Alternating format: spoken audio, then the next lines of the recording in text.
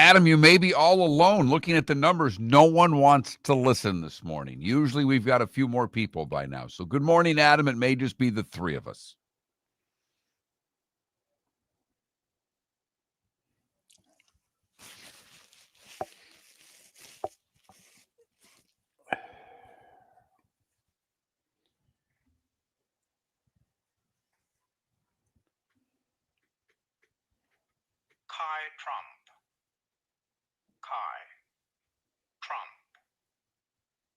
Thank you, Adam.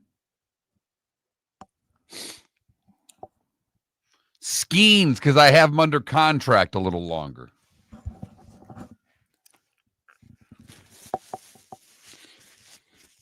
Yeah, I wouldn't go after Scooble because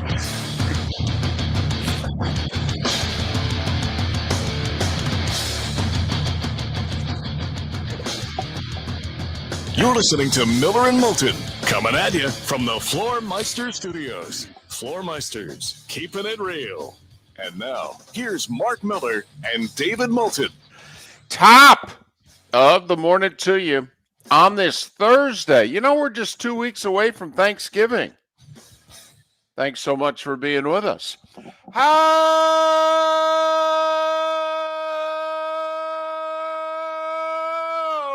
the heck are you, Miller and Moulton? MillerandMoulton.com, Miller_Moulton on X. That's how you can follow us. Stay in touch with us. Top of the morning to you, Mark. How are you? I'm doing all right, David. All things considered, I am doing all right. This week has kind of flown by. A lot has happened, outside of work for me, so it's been a crazy week. Yes, it has. But I did, I think I said yesterday, my son had a little issue. He had to go to the hospital. He had an appendectomy, and he's doing fine. So a little scary moment. It allowed me to do something I don't do very often, communicate with my ex-wife.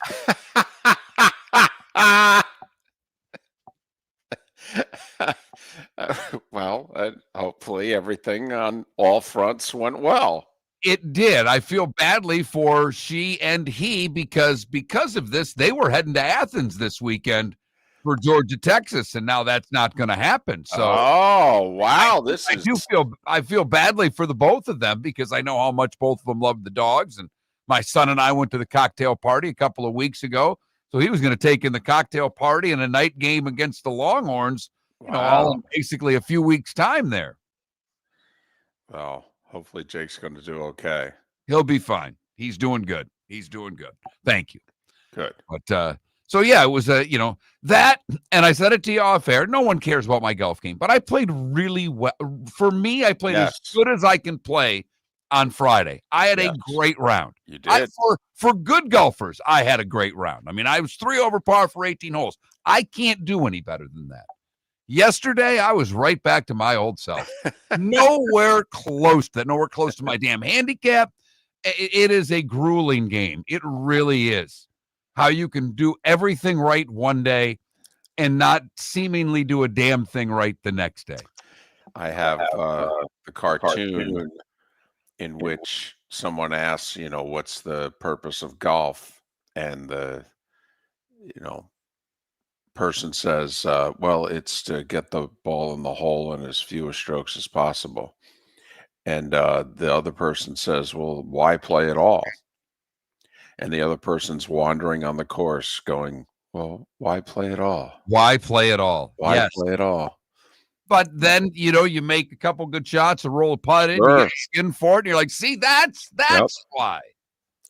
But it is something that makes me appreciate good players, the professionals is a whole nother level, but just the guy who goes out and shoots, 73 to 77 damn near every time he plays. Like that's quite remarkable to me because I think I have that, but I only think that because the fact of the matter is I don't. Right. Maybe twice a year, but otherwise, you live in a totally different area code. Hey, I got a question. Can a player be making headlines and making noise and yet at the same time be right? I mean, is A.J. Brown just my diva wide receiver? Oh, he is your diva wide receiver. He's definitely my diva wide receiver, but is he my diva wide receiver who's also happens to be right? And what A.J. Brown is pointing out publicly is that, listen, we may be winning, but this ain't going to continue if we keep playing offense like this. This is ridiculous. Okay, our defense is carrying us, and we're trying to win a Super Bowl. We are not going to win a Super Bowl playing offense like this. And we're not going to win playoff games playing offense like this. I mean, that's A.J. Brown's point. Now, it would be nice, obviously, if A.J. Brown would make that point quietly. In this day and age, if you play a video game with a friend of yours and somehow, some way there's a social media aspect to it, and your friend asks you, how are you doing? And you say, personally, I'm doing great.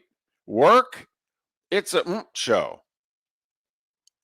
And somebody finds it, goes public with it, and, well, you've got a horde of reporters that are asking you and the quarterback and the head coach about the comment you made to a friend while playing a video game. Well, all right. Can I just, because I did not see his comments. I read his comments while playing the video game. I have questions. I have questions here. And they're simple, and you may not know the answer. Was he playing with a friend, or does he just go online and play with random people? And it really doesn't matter, but I am more curious because, David, the one thing I do know is that he was on Twitch doing so. We do our show on Twitch, and I mean, come on, that means that there are 37 to 87 people paying attention. So I am curious if he was actually playing with a friend or if he goes into gaming rooms and plays with random people, because I have to be honest, I'm not a gamer anymore. My son plays a lot of the NCAA football, and he plays online with friends, but they don't play on Twitch. He was on a Twitch stream. Now, you know, you can financially make money from that. I don't really think A.J. Brown needs the $250 a month he may get from having a Twitch stream, but I am curious if he is playing with friends and they are putting their stuff out there, or if he's just out playing with random people. Because if he is, how cool would that be that you're going to play Madden and who you paired up with? Oh, A.J. Brown. Oh, all right. I don't know. I just assumed that it was a friend because I don't know why he would divulge, you know, I just assumed based on his answer that he knew the person. You know, personally, I'm good. Like the person knew something about him, you know, the relationship he's in, you know, family, I don't know. So I made an assumption.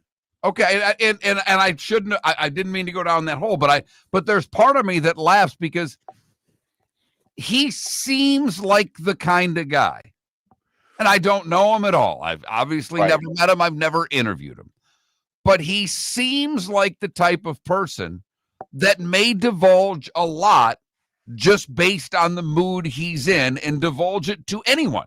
Right. I don't mean that. It's not a disparaging comment. He just seems like a guy that's a bit of an open book. And you and I, we love that. What do we ask for on the show? 6 seconds of truth. What did he give us? He gave us 6 minutes, basically. Well, he gave us the 6 seconds in which he said, personally, my life's great. Work, it's a show. I mean, and now he then, when pressed on it yesterday, he said, I'm not talking about because, you know, my production is down. I'm talking about our production is down. You know, I mean, what did he say? You know, I'm thankful for the ring last year. I really am, but we ain't playing like we did last year. We got to get back to that. Now they have a new offensive coordinator. And obviously, AJ wishes Kellen Moore was still there calling the plays. And so, I mean, AJ was not targeting Jalen Hurts as much as he apparently is targeting the coaching staff, saying, hey, This ain't working, man. I don't care that we're stealing 10-7 wins. This ain't going to work. And he all but said, we're playing the Lions this Sunday. We're going to have to score more than 10 points. I'm just saying.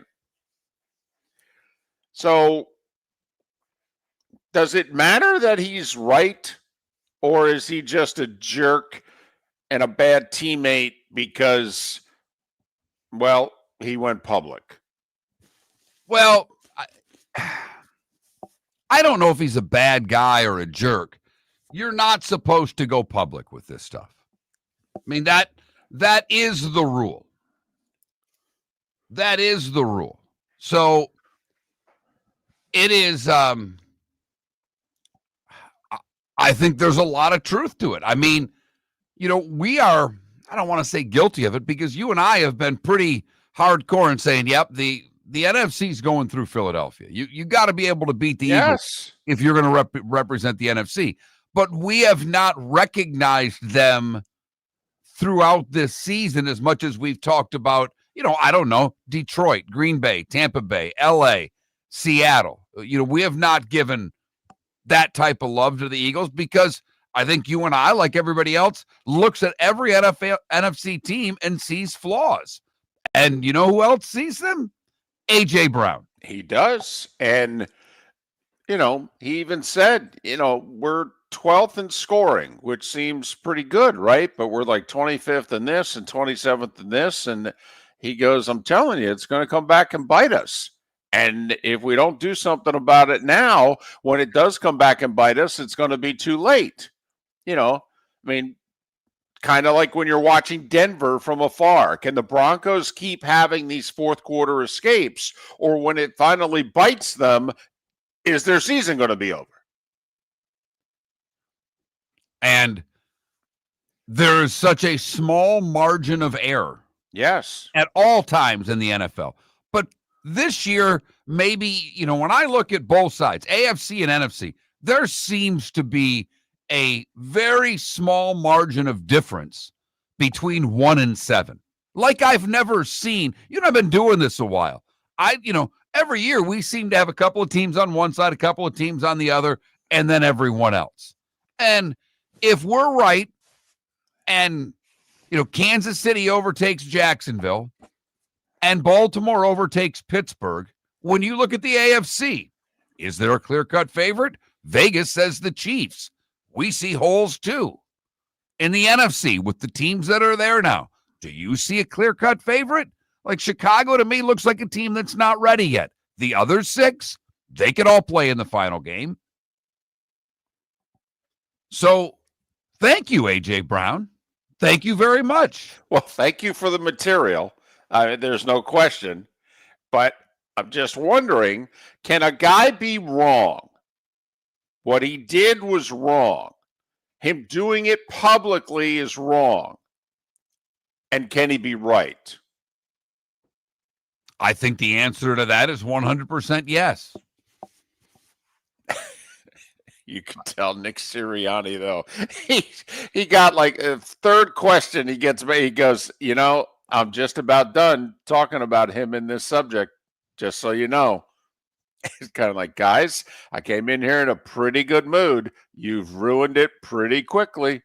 Your roof is your home's first line of defense. At Pelican Roofing of Florida, Ronnie, John, and their team bring years of experience to protect what matters most, your family and your business. From residential repairs to large-scale commercial roofing, we deliver honest work, fair pricing, and quality you can trust. An upgrade on your roof can lower your insurance costs. Don't wait for a leak to turn into a disaster. Call the experts at Pelican Roofing today. 1-866-9-PELICAN. That's 1-866-9-PELICAN. Online at pelicanroofingcompany.com. CCC 1332512. Let's talk the big differences between Floor Meisters and the big box store that sells flooring. Floor Meisters is family owned. They do flooring, not doors, nuts and bolts, or weed killer. They specialize in it. They know it. Floor Meisters backs their installer. So if there's ever an issue, good chance the boss, TJ, will come out and make it right. Floor Meisters prices beat the box stores every day of the week. When you think flooring, think Floor Meisters in Naples. Floormeisters.com. Real people, real prices, real quality selection. The Floormeisters, just keeping it real. American Paint Supplies is your one-stop shop for all your coating needs and has been for 30 years. American Paint Supplies is also your #1 Festool dealer in Southwest Florida. If you are a builder, cabinet maker, painter, or power tool enthusiast, Festool craftsmanship can be found at American Paint Supplies. Celebrating 30 years of service, and Festool is celebrating 100 years of excellence. Come to American Paint Supply for a perfect pairing of service and expertise on 6100 Shirley Street, Naples, off of Pine Ridge, or online at AmericanPaintSupplies.net. This year during Thanksgiving week, Fort Myers takes the national stage, hosting not one but 2 elite women's college basketball tournaments, the Fort Myers Tip-Off and Coconut Hoops, both featuring Power 4 teams and nationally ranked programs. Few places in the country can showcase this level of talent. We're proud that Fort Myers is one of them. Don't miss your chance. For tickets, go to visitfortmyers.com/basketball. Lee County, building a better community through business, sports, and tourism. This is Miller and Moulton.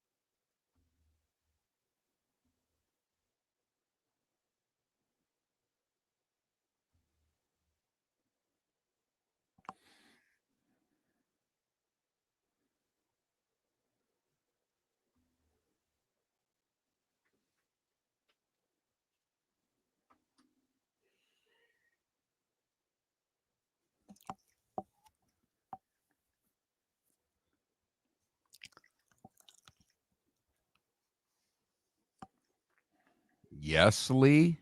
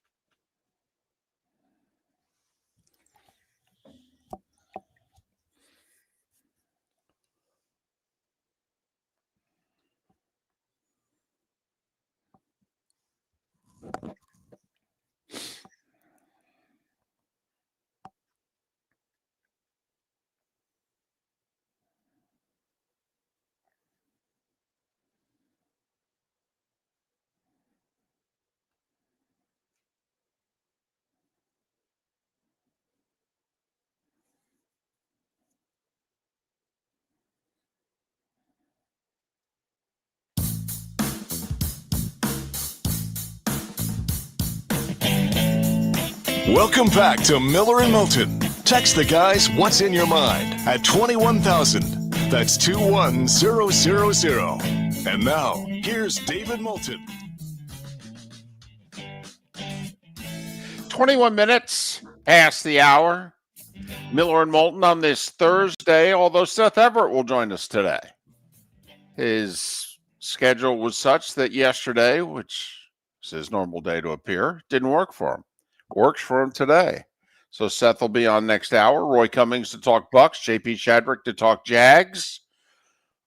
And what is it you would like to talk with us about? It's where the text line comes in, the Twitch chat room, the YouTube chat room. So there. Text line's 21,000. That's the number. Keyword is Miller. Text that to 21,000. The Pelican Roofing of Florida text line. Pelican Roofing, 1-866-9-PELICAN. 1-866-9-PELICAN. Since you started with A.J. Brown and Twitch, right? Can I also go to the video game world? Sure. And it's not necessarily about video games, but it kind of is. Are you aware of a UCLA fan by the name of Sean Peake? I don't think so. Sean Peake apparently is a big Bruin fan. In fact, Sean believes that he can coach the Bruins. Oh, okay. He applied for the head coaching job. Okay, I'm liking this more and more. He has never had any coaching experience. Okay. But he threw his hat in the ring due to his dominance in the EA Sports College Football 26 game. In his application to UCLA athletic director, Martin Jarmond, he said that he emphasized that he had won 6 consecutive national titles in dynasty mode, writing, "I simply don't lose." Wait, what is this? Kurt Signetti? Okay. Exactly. Did he say to him, I win everywhere I go? Google me. Google me. He detailed how he maxed out his entire roster and is consistently signing 5-star recruits, be it in dynasty mode in EA Sports College Football. Right. I do it in my game. I'd like to do it for you in real life. He added that UCLA was, and I quote, "a powerhouse under my leadership."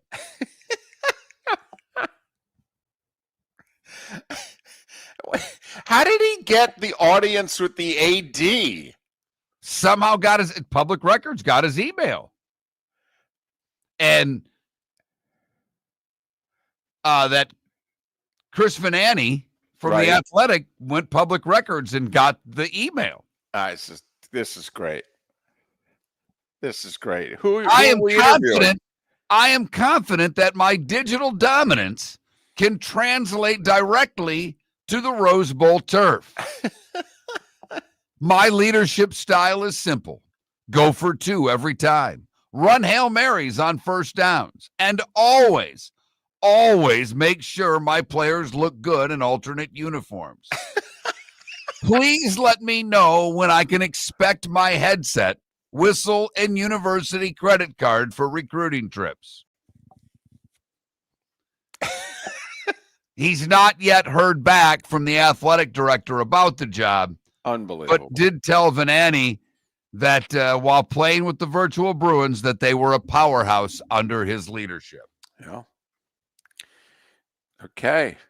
I want that guy to play A.J. Brown in a no-holds-barred. You know, A.J. plays the pro. He goes Madden. This guy goes college football. Right. But, yes, I simply don't lose. Right. Please let me know when I can expect my headset, whistle, and university credit card for recruiting trips. What's your qualification, sir? Have you seen the standings in CFB 2026? Hello?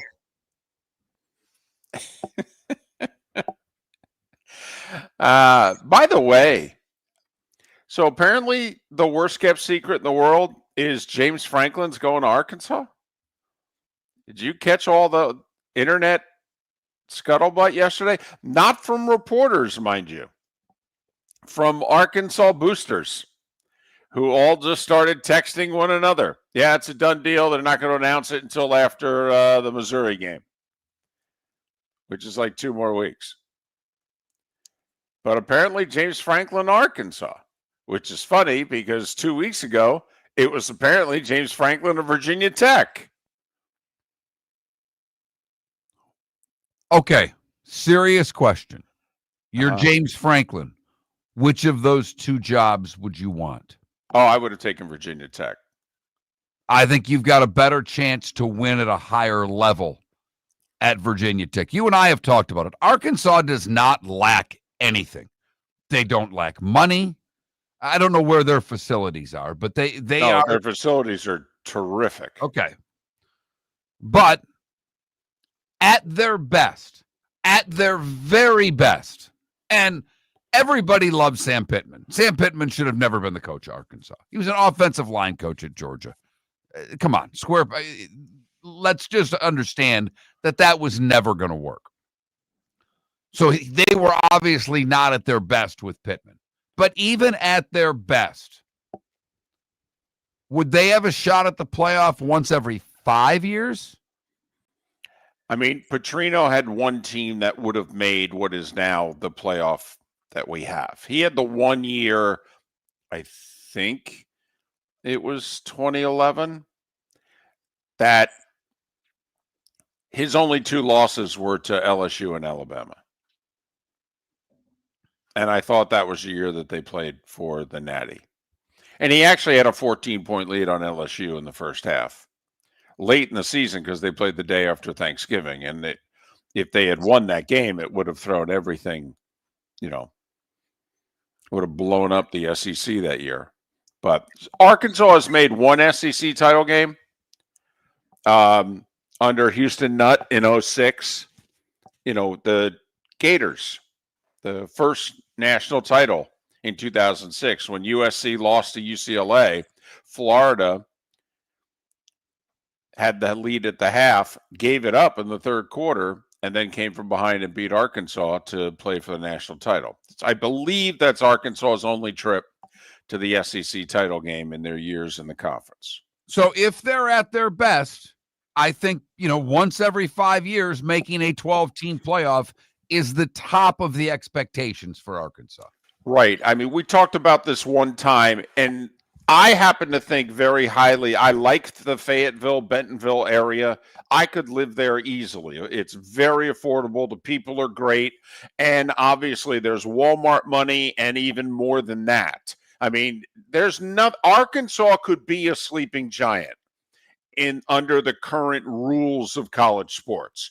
And it is, look at John Calipari's their men's basketball. They've never had trouble attracting high-quality basketball coaches. They have a great track and field program. They have a great baseball program. I mean, but when it comes to football, let's be honest. On Arkansas's best day, you could rattle off half the conference that's better than them. Let me ask you this, though. With the right coach, could they be what Lane is at Ole Miss? Oh, easily. Because, if they get the portal going, they're always going to struggle recruiting. And you have to do both to win national championships. You really do. That's why the Florida job is more attractive than the Ole Miss job. That's what the Florida people will tell you. Doesn't mean that Lane's coming to Gainesville, but they're right because you can recruit and get the portal going in Gainesville. In Fayetteville, Arkansas, I don't know. You're close to Texas. Are you going to get kids from A&M in Texas? It's possible. Well, I think you have to do what Texas Tech is doing. Because, I mean, let's face it, when Arkansas has been very good or better, they're getting the majority of their talent from Texas. And so that's what they'd have to do. But they've got the money to compete if they want to spend it all on football. The Cape Coral Police Department is growing, and they want you to be a part of it. They're hiring new officers. Starting pay is between $74,000 and $90,000, depending on your experience. And with a $10,000 hiring bonus, you could be making $100,000. Enjoy paid holidays, off-duty details, plenty of OT opportunities. They're also hiring dispatchers and professional staff. So go to capecops.com. capecops.com. Be brave, be best. Be Cape. Football season is back, and celebrate your game day with Jimmy the Beef Guy. We're talking tender, juicy Chicago beef sandwiches. Whether your party's for 10, 100, or 200, bring game day to your house with Jimmy the Beef Guy. The catering packages come with the beef, the gravy, the peppers, the bread, everything you need. 2 convenient locations, Fort Myers and Bonita Springs. Skip the ordinary and bring the beef. Jimmy the Beef Guy, Chicago flavor, Southwest Florida style. Call today or visit jimmythebeefguy.com. Tell them Miller and Moulton sent you. Let's talk the big differences between Floor Meisters and the big box store that sells flooring. Floor Meisters is family owned. They do flooring, not doors, nuts and bolts, or weed killer. They specialize in it. They know it.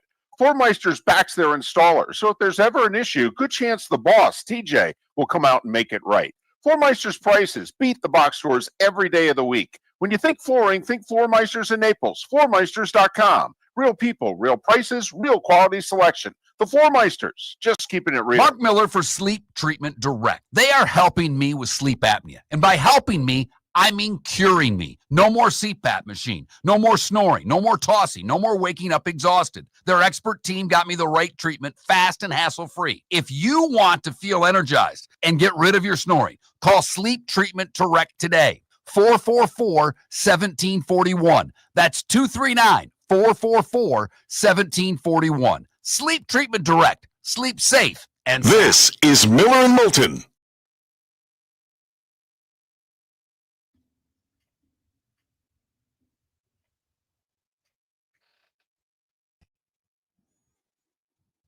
All right, I have 2 potential poll questions for you, David. One, who would you want to be your ace for the next 2-3 years, Scooble or Skeens? Okay. And we don't have to go there. It's baseball, and it is November, for crying out loud. 2, today is National Dream Destination Day. Where is your dream destination? By a lake, at the beach, in the mountains, and I don't know what the other one is. Okay. Got nothing out of Moulton. He doesn't like either of them. I can tell you that. No. I do. I think they're fine. That or They're he's very sending solid. either that or he's sending a text to someone, and I'm getting 22% attention right now. Man.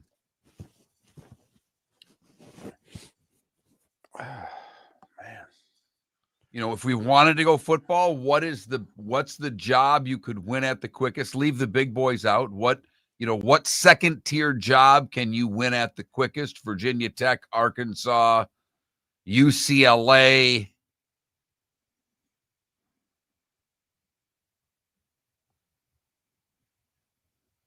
Trying to think what else is out there that's open.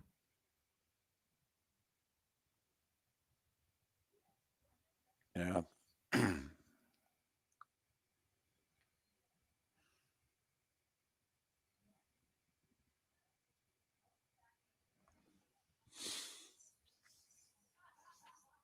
Yeah, Canada relief there talking Belichick and the Giants. You could ask if you're the Giants, would you even interview him? Because I would.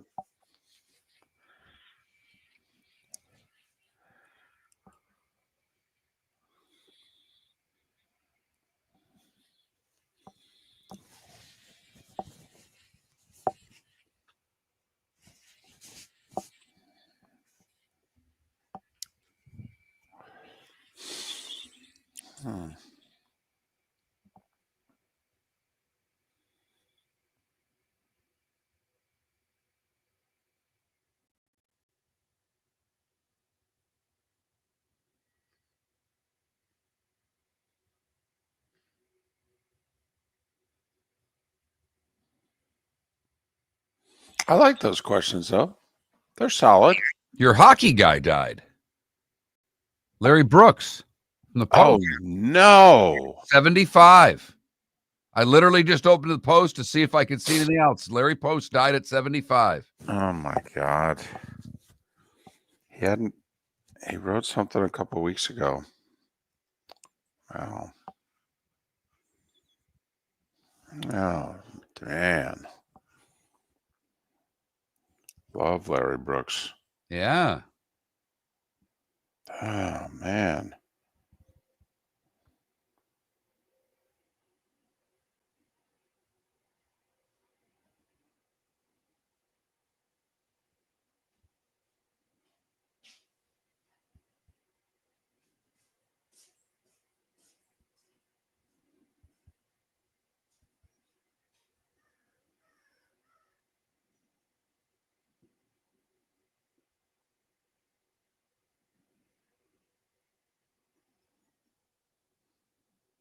By the way, my wife and one of her friends bought the tickets. I don't know when the show is, but she's flying to meet her up in New York, and they're seeing Bon Jovi at the Garden. My best friend's wife got the tickets to one of the shows. Yep. Oh, wow. I guess Brooks just recently found out he had cancer, and it was too late.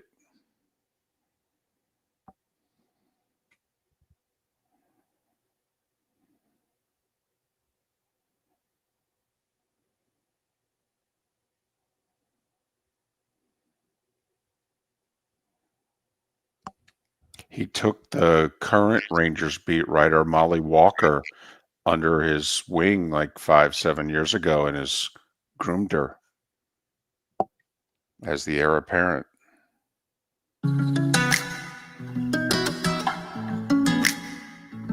Welcome back to Miller and Moulton. Text the guys what's in your mind at 21,000. That's 21000. And now, here's David Moulton. 22 minutes until the top of the hour. Seth Everett joins us 1 hour from now. Roy Cummings will talk Bucs, and JP Shadrick will talk Jags, at the very least. Coming up on Miller and Moulton, millerandmoulton.com, Miller_Moulton on X. A few things going on in the sports world. Big basketball night last night. Time now for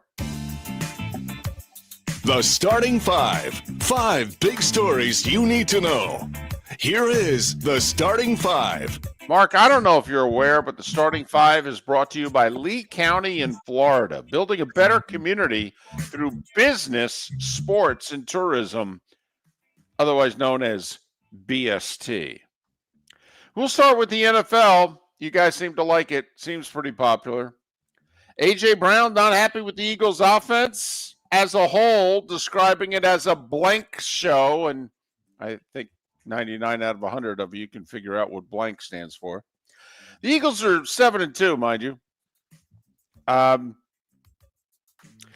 AJ was targeted just 3 times, had 2 catches for 13 yards Monday night. He says it's about more than that, even though he's on pace for his fewest amount of catches and fewest amount of yards and fewest amount of touchdowns in a season. He says it's about the offense as a whole. Nick Sirianni and Jalen Hurts do not think AJ is a distraction. That's what they said yesterday. You can decide whether or not you think they're telling the truth or not. All right? People tell little white lies in sports all the time. You know, it does beg the question, what do you try to do with A.J. Brown if you're Sirianni and Hurts? Do you sit him down? Because this could go one of two ways. He could listen and say, you guys are right, or he could go running right back to Twitch, play more Madden, and bitch and moan some more. Right. So do you tell him, listen, just don't say what you're saying publicly? Could you just keep it in the locker room? And do you then run the risk of, when he gets interviewed after the Lions game Sunday, win or lose, he says, well, I can't talk. The team doesn't want me to tell you guys how I really feel. Or do you just kind of live with it? And I think that's the best bet. I by the way, I don't know if coach and quarterback can say anything. Maybe offensive linemen that he likes can. Maybe defensive linemen that he likes can. Someone that's not the quarterback or coach that grabs him, that he respects and says, AJ, come on, man. You got to stop this. Right. Because I get the feeling he doesn't respect the coach or quarterback. There may be something there, Mark. He may respect him. He may just not respect him totally. Fair enough. I mentioned it's Sunday Night Football, Lions at Eagles. It's going to be a pretty entertaining watch anyway. Thursday Night Football's tonight, just like that. Jets and Patriots, because that's pretty much what they do on Thursday Night Football. They give you division games. 8:15 Eastern on Amazon. Care to guess what the Patriots are favored by? Happen to have it in front of me, so it would be an unfair guess, but I'll let y'all play at home in 3, 2, 1. 13.5. Yep. Mm-hmm. That's a lot of points in the National Football League. Damn right it is. But the Patriots have won 7 in a row, and they've earned that spread. Hey, the Jets have won 2 in a row. Yeah. By the way, did you see what Aaron Glenn did earlier this week? He was asked a question about injuries, and he said, I'm not going to tell you anything about injuries. Where's Rich Cimini? And he's a Jets beat writer. And he said, ask Rich. He has all the answers. That was because last week, I guess Cimini broke a story about some Jet and said he wasn't going to play. Listen, I'm rooting for Aaron Glenn, okay? Come on, dude. You played in that market. You know how it goes. Come on. Yeah, I am too, but and I thought Aaron Glenn was going to do well. But the jury's still out. Yeah. I mean, you can't look at it 1 year. Of all the things he's done, that's the one mistake that I like. Yeah, he's made a couple of little errors.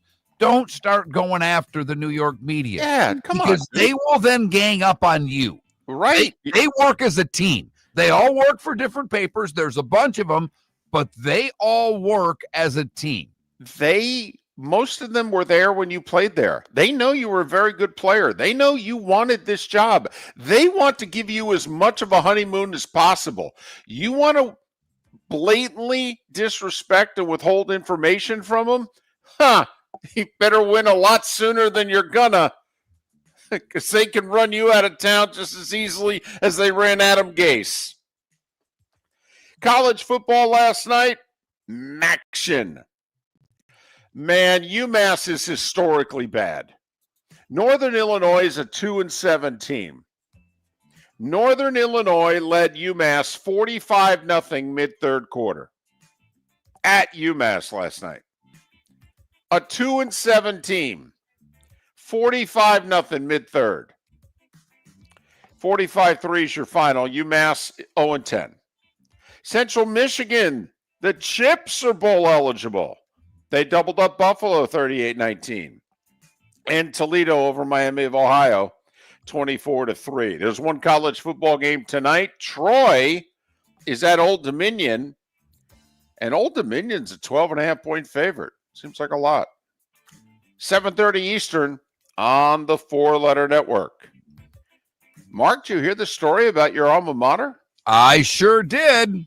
Michigan State hit with 3 years probation. I don't know what that means anymore. Usually means recruiting visits, scholarships. I don't know what it means anymore. But they had their 14 wins from the last 3 years all vacated. Apparently, they played 3 ineligible players for the last 3 years. Huh. And I believe they self-reported this and still got nailed, which begs the question. Once again, we've been saying it. Ever self-report? We've been saying this since Florida State lost their indoor track and field title. Okay? Yep. We've been on this, and that's 10 years ago. It's more than that, yes. I don't know why you cooperate with the NCAA. By the way, do what Michigan did. Do what Kansas basketball did. Come on, we all know. Deny, stall, deny, lie. What happened to both of them? Nothing. That's how you should treat the NCAA. If they're going to be a joke, treat them as such. Here's the real penalty. They were fined $30,000. Really? But they were fined 1.5% of last year's football budget. The football budget's $58.6 million is what they spent on football last year. by the way, not a good return on your investment. No, it really isn't, because they suck. But 1.5% of that's $880,000. Baseball. Yet we don't have a cap in this sport. Right. And we're fining schools sums of money in which we've never done before. They have got to figure this out. You know, there are a couple of yahoos that have been saying, make these guys employees. You might want to consider it. That's all. Listen, if I'm Michigan State, I may just want to take the NCAA to court and just say, why are these guys even still around? Because they're event planners. They don't have the right to fine me. I thought you passed that all up to the conferences. Didn't you guys do that 6-8 months ago? I could have sworn doing that news story you were going to leave discipline and sanctions up to each conference, and we all laughed, but that's what you said it out loud. Baseball, the GM meetings are in Vegas. They're handing out awards this week. Back-to-back days, back-to-back repeat winners. 2 days ago, the managers of the year were Pat Murphy in the National League, again, of Milwaukee, and Stephen Voigt in the American League, again, of Cleveland. Well, they did it with the Cy Young, too. Paul Skeens in the National League, again. Tariq Skubal in the American League, again. Listen, Skeens is great. I would give up a ton to get him. A ton to get him. I do just want to say, though, when there are guys on teams that are in contention who are pitching in big games down the stretch and winning them, how do you give the award to somebody who you can argue has yet to pitch in a meaningful game? Don't the quality of the games have to matter? I don't. No? I know where you're at. For a regular season award, I mean, you're now jumping into that pool of, well, they have to be good, but yet on a good team to get a regular season award. It's not his fault he plays for the Pirates. No, it's not. And he's terrific. But if you got guys winning 17, 18, 19 games, okay? So, just saying. All right. NHL. Oh, the Rays also announced they're officially going to be back at the Trop. Everything's on schedule. April 6th against the Cubs is their home opener. NHL, Vazzy got pulled. Gave up 4 in the first. 5 in 2 periods. Got pulled. Rangers beat the Lightning 7-3. They're 8-1-1 on the road this year. Too bad they have to play home games. Yeah, I know. They're only 1-6-1 at home. Panarin with 4 assists for the Rangers. Devils 4-3 in overtime. Simon Nemec with a hat trick, including the game winner. Edmonton got the game winner in overtime in Philly by Jack Roslovic 2-1. And Utah with a 4-goal third beat the Sabres 5-2. All right, the big night in the NBA. Orlando handed the Knicks their first home loss, 124-107. Miami had a 14-point lead on Cleveland late third quarter. Cavs outscored the Heat 52-24 the rest of the way. They won by 14, 130-116. Boy, I sure hope you bought tickets for that game, because sure, it was an entertaining game, but Cleveland didn't play Garland, who's hurt, Mitchell, right, and Mobley, who were out because they were resting. Right. And Adebayo and Hero missed the game as well. Yeah. Thanks for coming out. Drive home safely. Right. Load management. Let me tell you some of the guys that didn't play last night. The Pistons have won 8 in a row. They beat the Bulls 124-113. They're 10-2, best record in the East. So the Celtics played Memphis. No John Morant. They won by 36. No Giannis for Milwaukee. Why? It was Wednesday. Charlotte beat them in 111-100. Washington's 1-11. Houston beat them by 23. The Pelicans are 2-9. They lost at home to Portland 125-117. And Joe Dumars has already made 2 of the 5 worst trades in the history of the NBA. And he's been the GM for 6 months. During the NBA Finals, he traded Indiana's first-round pick back to Indiana so that he could clear $5 million of cap space and take some guy off his hands. 5 days later, the point guard blows out his Achilles. That first-round pick, if New Orleans still had it, would be what? Top 5 pick? Yeah, he gave it back to Indiana for cap relief and a role player. Then he makes a draft day deal with Atlanta to move up 10 spots in the draft from 23 to 13. It's an unprotected first-round pick. So he doesn't have the Indiana lottery pick, and he won't have his own lottery pick because he traded it to Atlanta.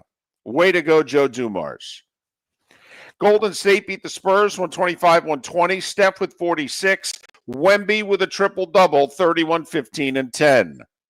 Phoenix has won 4 in a row. They beat Dallas by 9. OKC's 12-1. They pounded the Lakers by 29. Atlanta handed Sacramento their 4th loss in a row. They beat them on their home court by 33. And Denver's won 6 in a row. They beat the Clippers by 14. Jokic with 55. Bradley Beal out for the year for the Clippers. College hoops, Tennessee beat North Florida, but they didn't cover, 99-66. And top-ranked Houston over Oakland, 78-45. South Florida winner. By the way, women's college basketball last night, all the seeded teams run, or ranked teams won. Notre Dame's Hannah Hidalgo had 44 points and 16 steals in a win last night. Wow, what a stat line. LPGA, the Annika. It's Annika Sorenstam's tournament. She hosts it near Orlando. Yeah, the big headliner, 18-year-old Kai Trump, granddaughter of the president. She's a high school senior. She'll be playing golf at the University of Miami next year. She's making her LPGA Tour debut. She's a very good amateur player, but she's in on a sponsor's exemption. And at 7 minutes before the hour, that was the starting 5. 5 big stories and a Trump here on Miller and Moulton. Starting 5 brought to you by Lee County, building a better community through business, sports, and tourism. I didn't know you were going with Trump there on the LPGA. I thought that Caitlin Clark was playing in the Pro-Am was going to be your lead there. Right. She's play basketball, but she can play golf. Right, healthy enough to play golf and walk too. So, apparently things are going well. Miller and Moulton, thanks for being with us. Your roof is your home's first line of defense. At Pelican Roofing of Florida, Ronnie John and their team bring years of experience to protect what matters most, your family and your business. From residential repairs to large-scale commercial roofing, we deliver honest work, fair pricing, and quality you can trust. An upgrade on your roof can lower your insurance costs. Don't wait for a leak to turn into a disaster. Call the experts at Pelican Roofing today. 1-866-9-PELICAN. That's 1-866-9-PELICAN. Online at PelicanRoofingCompany.com. CCC 1332512. Let's talk the big differences between Floor Meisters and the big box store that sells flooring. Floor Meisters is family owned. They do flooring, not doors, nuts and bolts, or weed killer. They specialize in it. They know it. Floor Meisters backs their installer. So if there's ever an issue, good chance the boss, TJ, will come out and make it right. Floor Meisters prices beat the box stores every day of the week. When you think flooring, think Floor Meisters in Naples. FloorMeisters.com. Real people, real prices, real quality selection. The Floor Meisters, just keeping it real. At the Diamond District, we know what you want. Experience wall-to-wall diamonds during our Diamond event, November 21st through 23rd. This is our biggest event of the year, featuring an expanded collection of GIA certified diamonds, designer jewelry, and exclusive collections from Takori. This is the perfect time to start your holiday shopping. More diamonds, more choices. November 21st through 23rd, only at the Diamond District. At the Diamond District. For over 50 years, the Nolan family has been dedicated to protecting local families. Nolan Family Insurance is a second-generation independent agency that specializes in home, flood, auto, and boat insurance. They take the time needed to explain your coverage options and answer your questions so you can make an informed decision that's right for you. If you're looking for an agency that treats you like family, call 941-639-1122 or go to NolanAgency.com. That's 941-639-1122 or NolanAgency.com. Got a cracked window or foggy glass? Don't wait for the next storm to make it worse. Your local Glass Doctor Home and Business is just down the road and ready to help. From leaky frames to shattered panes, we've got the tools and the know-how to get your home or business storm ready. With flexible scheduling and our done right promise, you'll be in good hands. So before or after the weather hits, call your neighbors at Glass Doctor. Glass Doctor, Glass Doctor. Call the Glass Doctor. We fix your pains. Oh, yeah. American Paint Supplies is your one-stop shop for all your coating needs and has been for 30 years. American Paint Supplies is also your #1 Festool dealer in Southwest Florida. If you are a builder, cabinet maker, painter, or power tool enthusiast, Festool craftsmanship can be found at American Paint Supplies. Celebrating 30 years of service, and Festool is celebrating 100 years of excellence. Come to American Paint Supply for a perfect pairing of service and expertise on 6100 Shirley Street, Naples, off of Pine Ridge, or online at AmericanPaintSupplies.net. This is Miller and Moulton.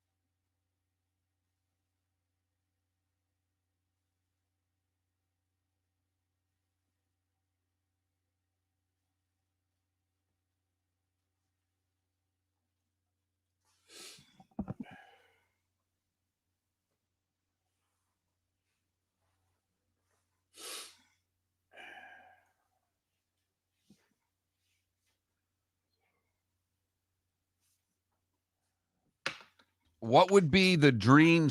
You don't have your headsets on. That is just no help to me right now. Blow your nose again and put your damn headsets on.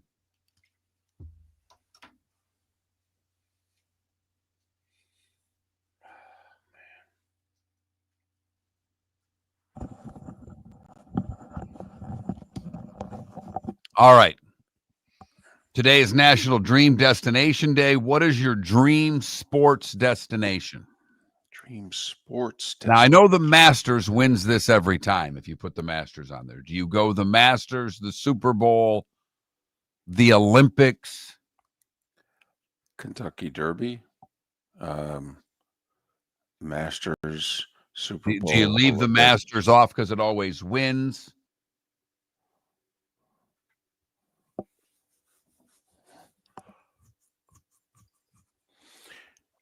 Or do we do your dream college sports destination and put up 4 iconic stadiums?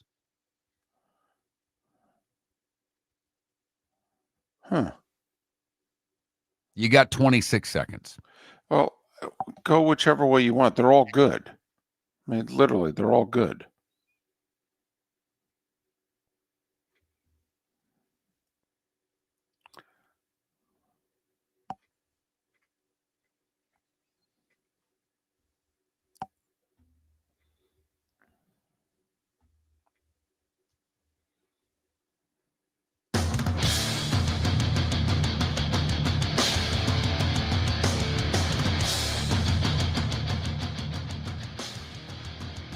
You're listening to Miller and Moulton, coming at you from the Floor Meister Studios. Floor Meisters, keeping it real. And now, here's Mark Miller and David Moulton. Hour 2 of Miller and Moulton on this Thursday. Thanks so much for being with us. We've got Thursday Night Football tonight. We're 2 weeks away from Thanksgiving. Heading down the home stretch of the college football regular season. I mean, we just got 3 weekends left.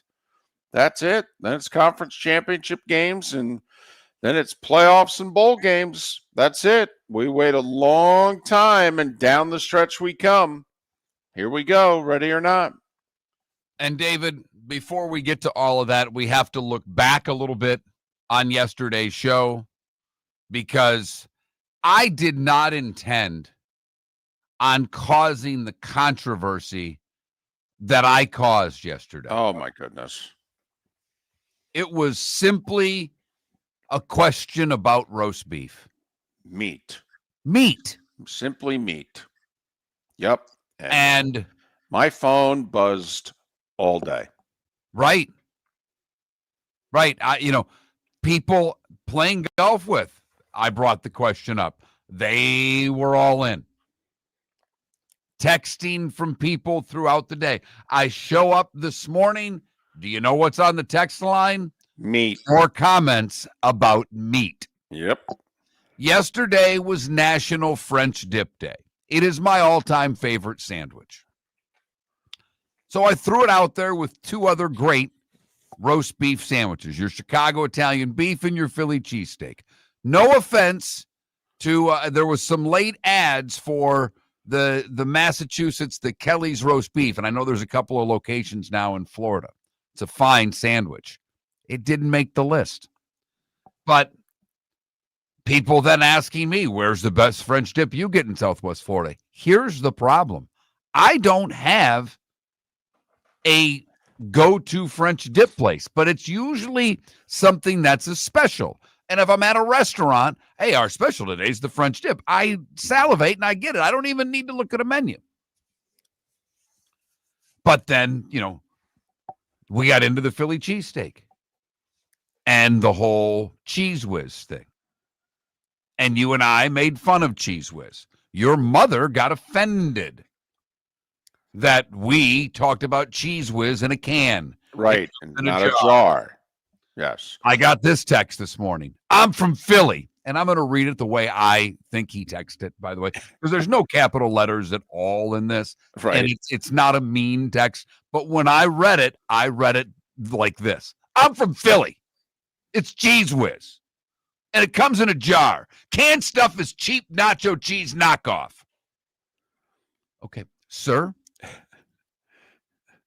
I will say, on what you call the cheap nacho cheese knockoff, it says clearly on the can, Cheese Whiz. Big letters. Yeah. In fact, if you go back to one of the great cinematic experiences of the 20th century, the Blues Brothers, what does the guy in the hostel type place ask Aykroyd for that? Boy, you bring my Cheese Whiz? And he throws him a can of Cheese Whiz. I'm just saying. So, yeah, you struck a nerve yesterday. I did. I had no idea. I get a text as simple as this would lead to what it led to yesterday. I get a text from TJ of Floor Meisters fame. All right. And he texted me a place that he went into. I guess it was last night or recently. But anyway, it was one of those healthy places. And it was their version of the French dip. And he just said, don't show this to Mark. He'll be very disgusted. So, of course, the first thing I did was forward it to Mark. Yeah, it was an Impossible beef French dip. Plant-based meat. Right. Plant-based. And the funny thing is, when I looked at it, I've been to the restaurant. I saw it. I saw French dip. I got super excited. And then I read it and I went, what in the absolute hell? And I like the place. I've gone there a lot. It's a date night spot for the wife and I when we drop the daughter off at gymnastics. It's nearby, serves good food. It's got a nice bar, nice atmosphere. But yeah, Impossible meat French dip. What do you dip it in? Because it is, the au jus is beef juice. It's, so you vegetable juice with that. You get a vegetable stock with that. Someone just, good God, man. And so anyway, that was my whole day, afternoon and evening. Okay, was dominated by the French dip and every discussion that came afterwards. So whatever you're thinking of today, could you try to not have my phone blow up all day? Well, I'm afraid that I might I have one question already up. You can have one guy pitch for you for the next 3 years. Who do you want? Skubal or Skeens, the 2 Cy Young Award winners. Skubal will come out in the 6th inning of important games. I was going to say, I wonder if that's going to be his Detroit legacy. He couldn't go one more inning in Game 5 against Seattle, huh? Really? You were gassed. That's funny. Yamamoto managed to throw 117 pitches in a World Series game, even though he'd been throwing 98 all year. Why? Because it was the World Series. Yeah. I don't know, David. I don't know. Not like the game was important or anything. No, it's only an elimination game, and you could advance to the ALCS. And you had a closer who could go 2 innings. You just had to get the ball to him. So, of course, in the 7th inning, they went to someone else who gave up the big homer, and they lost. But Skeens or Skubal, the 2 Cy Young Award winners, David already made his claim of how did Skeens get the award when he never pitched in a meaningful game. And it's a very valid argument because there were pitchers all over the National League that had good years who pitched in far more meaningful games. Also, there were a couple of times down the stretch in which he played teams who were in it, and he got beat. I mean, he was pitching, you could argue, in a meaningful game, not for his team, but for the team that he was pitching against, and they beat him. Okay? I mean, is he the best pitcher in the National League? Yes. And ultimately, that is the award. It goes to the best pitcher in the National League. I would like for him at some point, though, to pitch in a meaningful game. I really would. So would he. Well, you don't think that will be in Pittsburgh? No, none of us think it will be in Pittsburgh. Pittsburgh came out and squashed all the rumors of Skeens to New York. They're going to try to win there. With this ownership it's not going to happen. It's just not. Mark Cuban comes and buys the Pirates. They might be competitive in a couple of years. This current ownership, they are what they are. They could be competitive next year with their pitching. Okay, honestly, if they spent $40 million, I guarantee you they'd finish above 500. They went out and got 3 solid bats, not huge bats. They don't have to get in the Bellinger sweepstakes. They don't have to do things. They don't have to go after Alonso, although they should. I was going to say that would be a perfect fit for them, by the way. What they should do, though, is get a thumper in the middle of that lineup. But, I mean, honestly, you could go get Alonso and one other guy. With that pitching, you'd be above 500. You really would. Who knows then? I mean, because 88, 89 can get you in. But, I mean, hell, 84 got you in last year. But that's one question, Skeens or Skubal. The other one I'm having a little more trouble with because today, and I look at nationaltoday.com. I look at it every day to see if it leads us somewhere fun for a poll question. That's where I got the French dip information. Today is National Dream Destination Day. And screw the dream destination. We're a sports show. What is your dream sports destination? At the moment, I have these 4 nominees. I will hold this and put it up at the break in case anybody on the text line or anybody in the chat room or my co-host has something that he or you think should top these 4. The World Cup, because it's really big on Miller and Moulton's list. It is. It's a top 3 for both of us, I think. And the funny thing is, we don't want to go to a United States match. No, I'd prefer it to be a South American country. I was going to say, I would love to go to Brazil. And I don't mean the country. I mean, I just want to go to a match in which Brazil is playing. Yeah, I would love to go to a South American country. My second choice would probably be the Netherlands because they seem to have a really good, the English can get angry. The Netherlands seem to have a really fun time wherever they go. Maybe it's because pot's been legal over there forever. I don't know. Do you think the amount of fun, though, we'd have at an England World Cup match? Okay, we'd be doing our fake, well, you wouldn't, but I would, the fake English accent, okay? And I'd wait till there was just a moment, and I'd go, come on, Harry! Come on, Kane! No, I'd probably be right there with you. Don't kid yourself. I'd have a few beers in me. I'd be yelling right there with you. So the World Cup we have. An event David and I have both been to, but it seems to win a category like this most every time. The Masters. Personally, for me, the top of my bucket list, since I'm the one that does the poll question, I can control what goes on. The Kentucky Derby. And then I put one for the masses on there. The Super Bowl. And that wouldn't make my list. Of these 4, Super Bowl would come in last every time. And remember, it's not Super Bowl with your team in it. It's, hey, we can get you tickets to next year's Super Bowl. My team's never going to be in it. Well, come on. You got a shot here. I think in the next 5 years, you got a real shot. We'll see. Yeah, I do. I think you'll be knocking on the door for 5 years. College football national championship did not make the list. Should it? I don't know. And, if you start throwing game 7s on there of the Stanley Cup, of the NBA Finals, of the World Series, you're getting particular. We're kind of given an event. Things that happen every year. Right. Okay, but you've never been to game 7. Right. Like you mentioned the Kentucky Derby. For some, it might be the Indy 500 or the Daytona 500. They're into a different form of racing.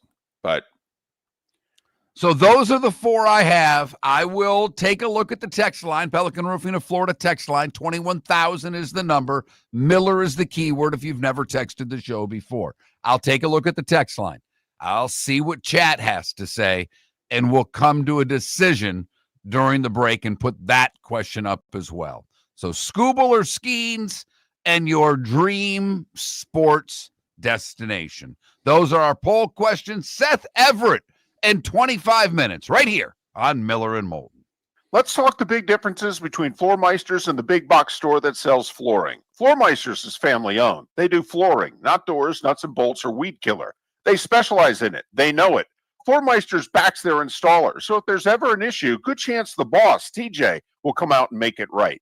Floor Meisters prices beat the box stores every day of the week. When you think flooring, think Floor Meisters in Naples. FloorMeisters.com. Real people, real prices, real quality selection. The Floor Meisters, just keeping it real. American Paint Supplies, celebrating 30 years in Naples, is proud to be the exclusive Farrow & Ball dealer in Southwest Florida. The best thing to come from the UK since the Beatles, Farrow & Ball has the colors and paints at American Paint Supplies. See why all the designers and painters choose Farrow & Ball. For 30 years, American Paint Supplies provides the perfect pairing of service and expertise on 6100 Shirley Street in Naples off of Pine Ridge, or online at AmericanPaintSupplies.net. American Paint Supplies is your one-stop shop for all your coating needs. The Cape Coral Police Department is growing, and they want you to be a part of it. They're hiring new officers. Starting pay is between $74,000 and $90,000, depending on your experience. And with a $10,000 hiring bonus, you can be making $100,000.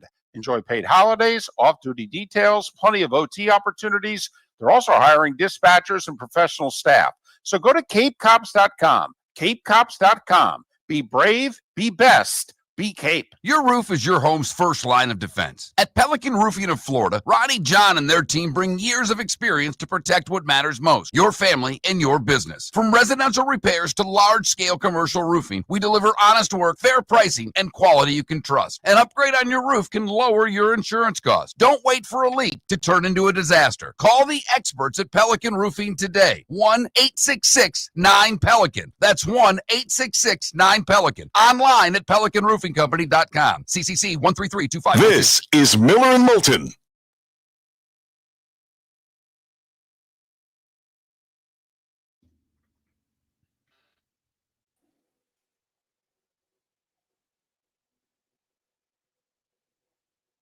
All right, DC. I see where you're at there. I've had the Olympics come up on the text line as well. I think the Final Four is interesting.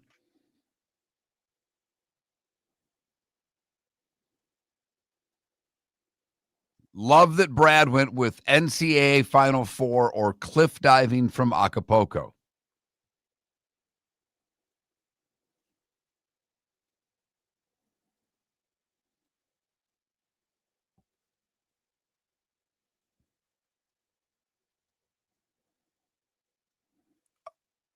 Ryder Cup is one of the worst events in the world to attend in person, DTW. I'm telling you right now. I know several people who have been. I would never go to a Ryder Cup. Don't see any golf. You don't get good views. Trust me, at the Masters, you get to see everybody up close. There's plenty of ways to position yourself. But I could take off the Derby for the Final Four, and I could take the Olympics and put it for the Super Bowl.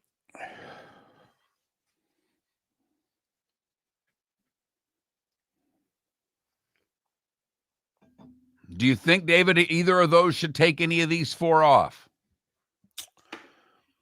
Final Four over World Cup, Masters, Derby, Super Bowl, Olympics over any of those? Super Bowl, Masters, Derby. Olympics doesn't happen every year. That's true. Okay. Well, but then again, neither does a World Cup. Right. Yeah. So should we take that off the list and go with stuff that happens every year? Take the World Cup off for the Final Four? Yeah.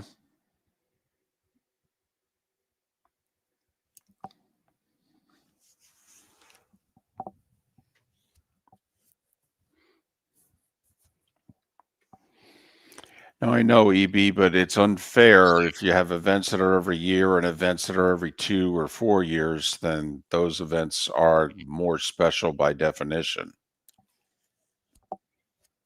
So I was just wondering, do we put them all? I like that. I'm make them all yearly events. Right.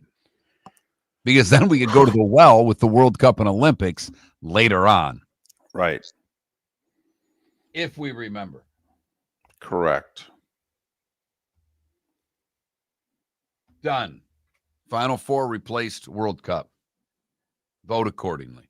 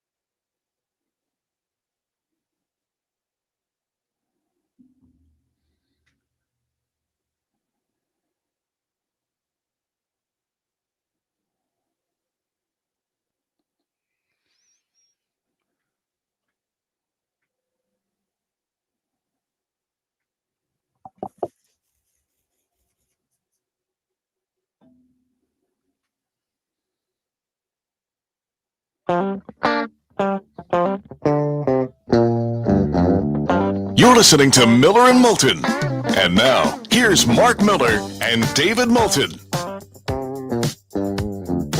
21 minutes past the hour. Miller and Moulton, millerandmoulton.com, Miller_Moulton on X. Seth Everett to join us in a little more than 15 minutes' time.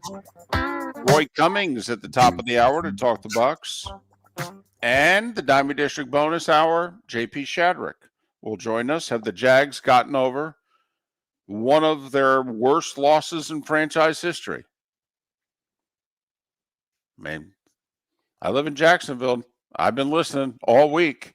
People who have been covering the team since day one are saying this is as tough a loss as the franchise has ever had. Huh? Okay. I will say, did you see yesterday, Mark? You know that you got all these odds now. Every game's got odds, and with every score, the odds change on a game, you know, likelihood of winning, losing, and what have you. But before games are played, every week they will come out with which game will have the biggest impact on the playoffs. And this week, apparently, the game that will have the biggest impact on whether both teams miss or make the playoffs is Chargers at Jags. Of all the games being played, that, you know, Lions, Eagles, bigger game, but basically when you do playoff odds, figure they're both going to make it. It's just a matter of where they're going to be seated. Rams, Seahawks, can't get much bigger than that right now in the NFC, right? Hell, in the whole league, based on record. But, you know, both probably going to make the playoffs. So the game apparently that is going to have the biggest impact 6, 7, 8 weeks from now as to who's in and who's out is the game that you and I circled 2-3 weeks ago and said, here you go. This is going to be a big game. Just like we thought Carolina was going to take care of business against New Orleans last week. And when they played a week from Monday in San Francisco, we thought, you know, this Carolina-San Francisco game could be for a wild card spot. But not everything goes according to plan. So anyway. Well, I don't think I will be incredibly impressed. As impressed as I've been about any team in a long time, under any circumstances, if the Jags make the playoffs this year. Like, I'm not kidding. I think the loss was that big. I don't think Trevor is anything more than a good quarterback. I don't think he's above average. I don't know if he ever will or can be. He's got his best shot with this coach. I understand a bunch of different coaches, a bunch of different coordinators.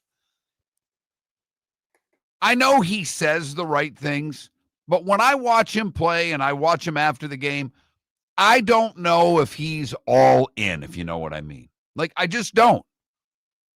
I think it was easy for him at Clemson. It's not easy for him at Jacksonville.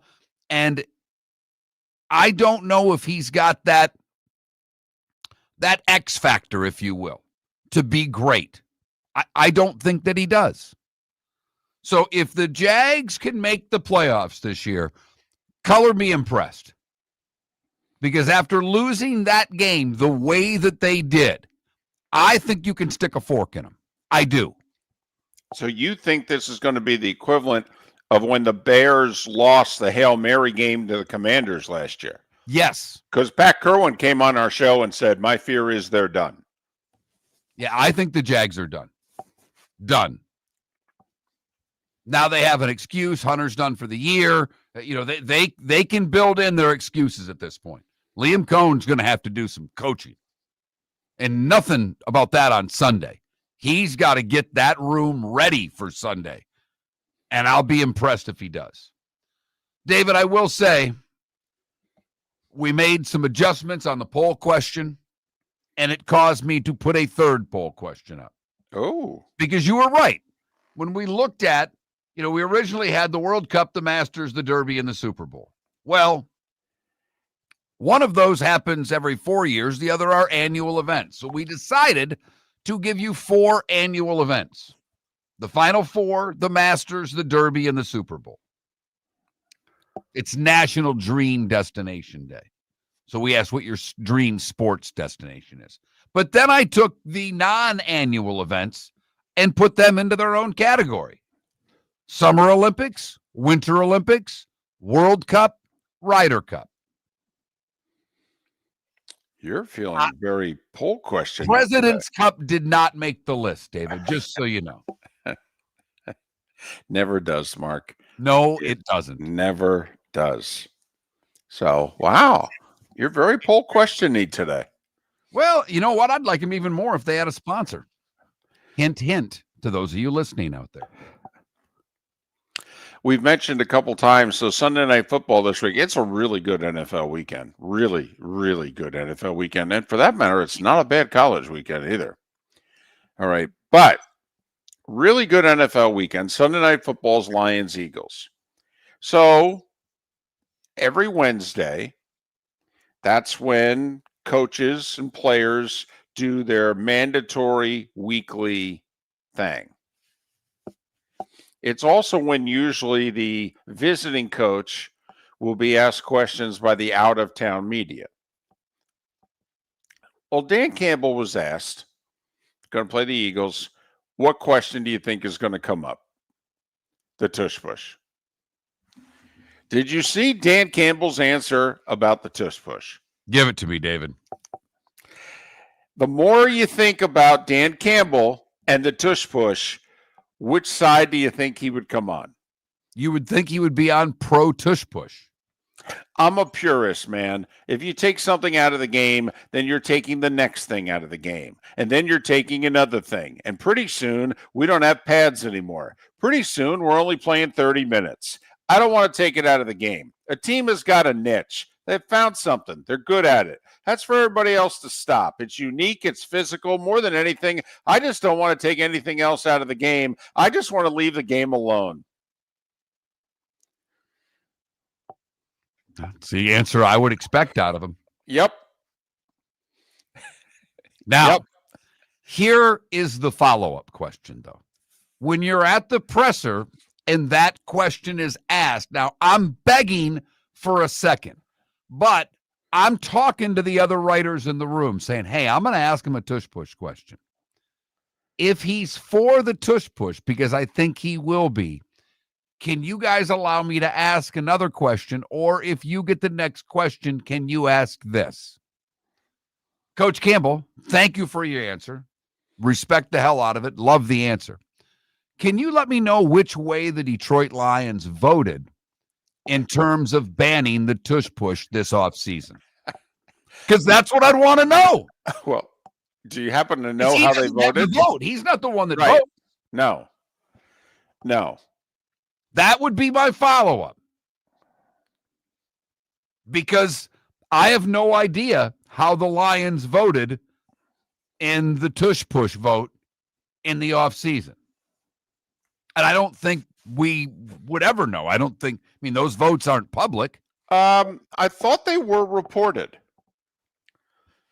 They're not public, but eventually, a few members of the media ask, and nobody keeps the secret anymore. And I think the teams that were against it came out and said, no, we were against it. I believe Goodell was 2 votes short. I believe he needs to twist 2 more arms. Oh, the Lions did vote against the ban. Okay. So the teams that voted against the ban were the Eagles, of course, the Ravens, the Browns, the Lions, the Jags, the Dolphins, the Pats, the Saints, the Jets, and the Titans. They had 22 votes. They were 2 short.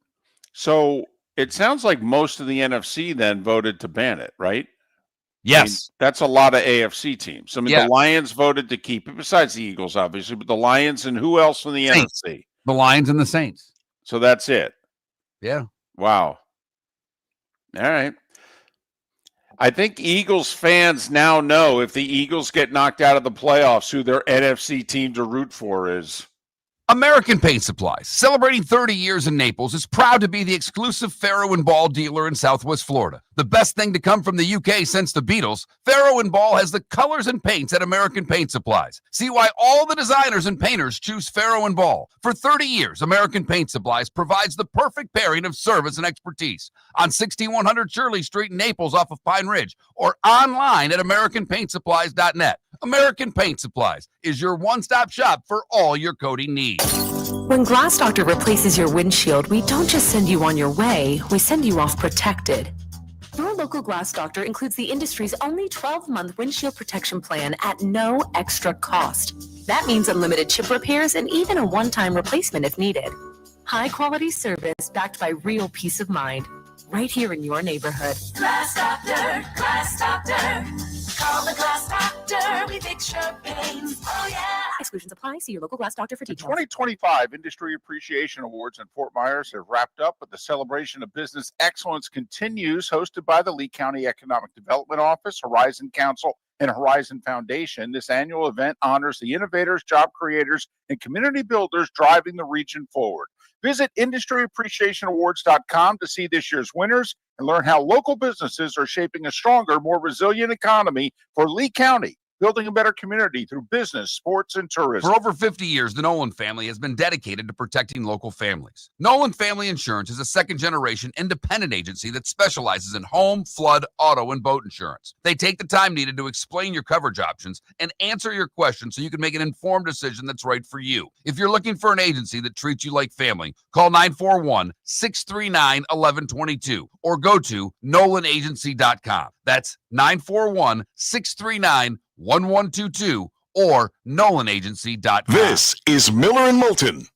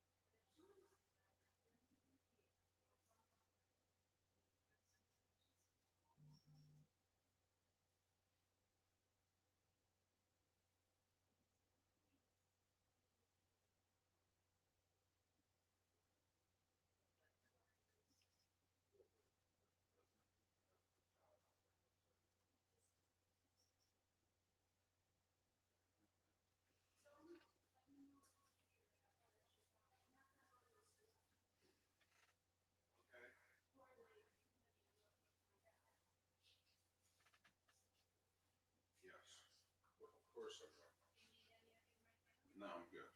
Thank you.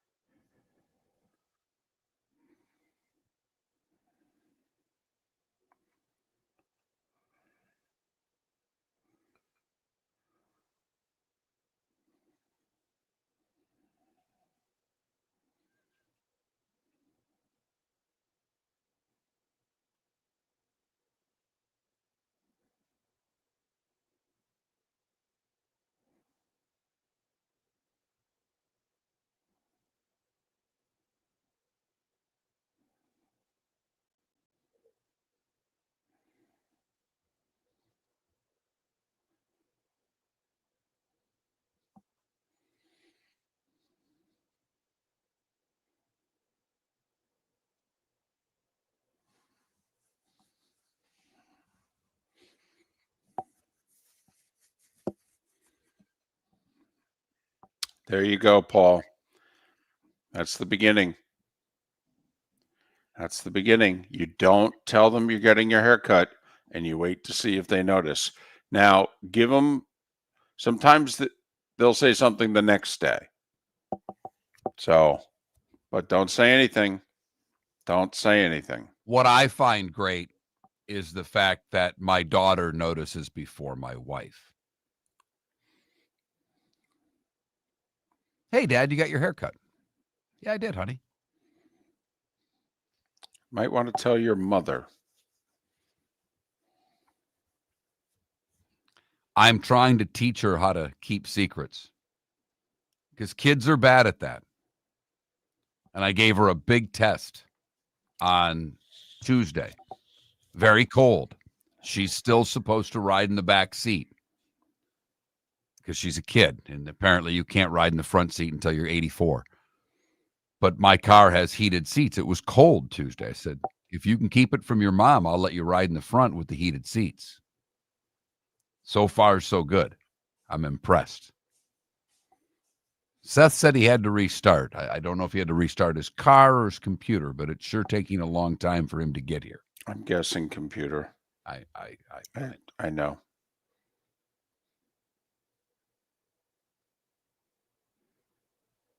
There he is.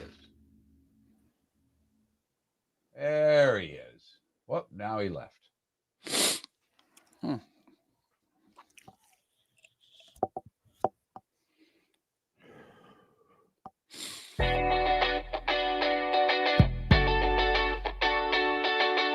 You're listening to Miller and Moulton.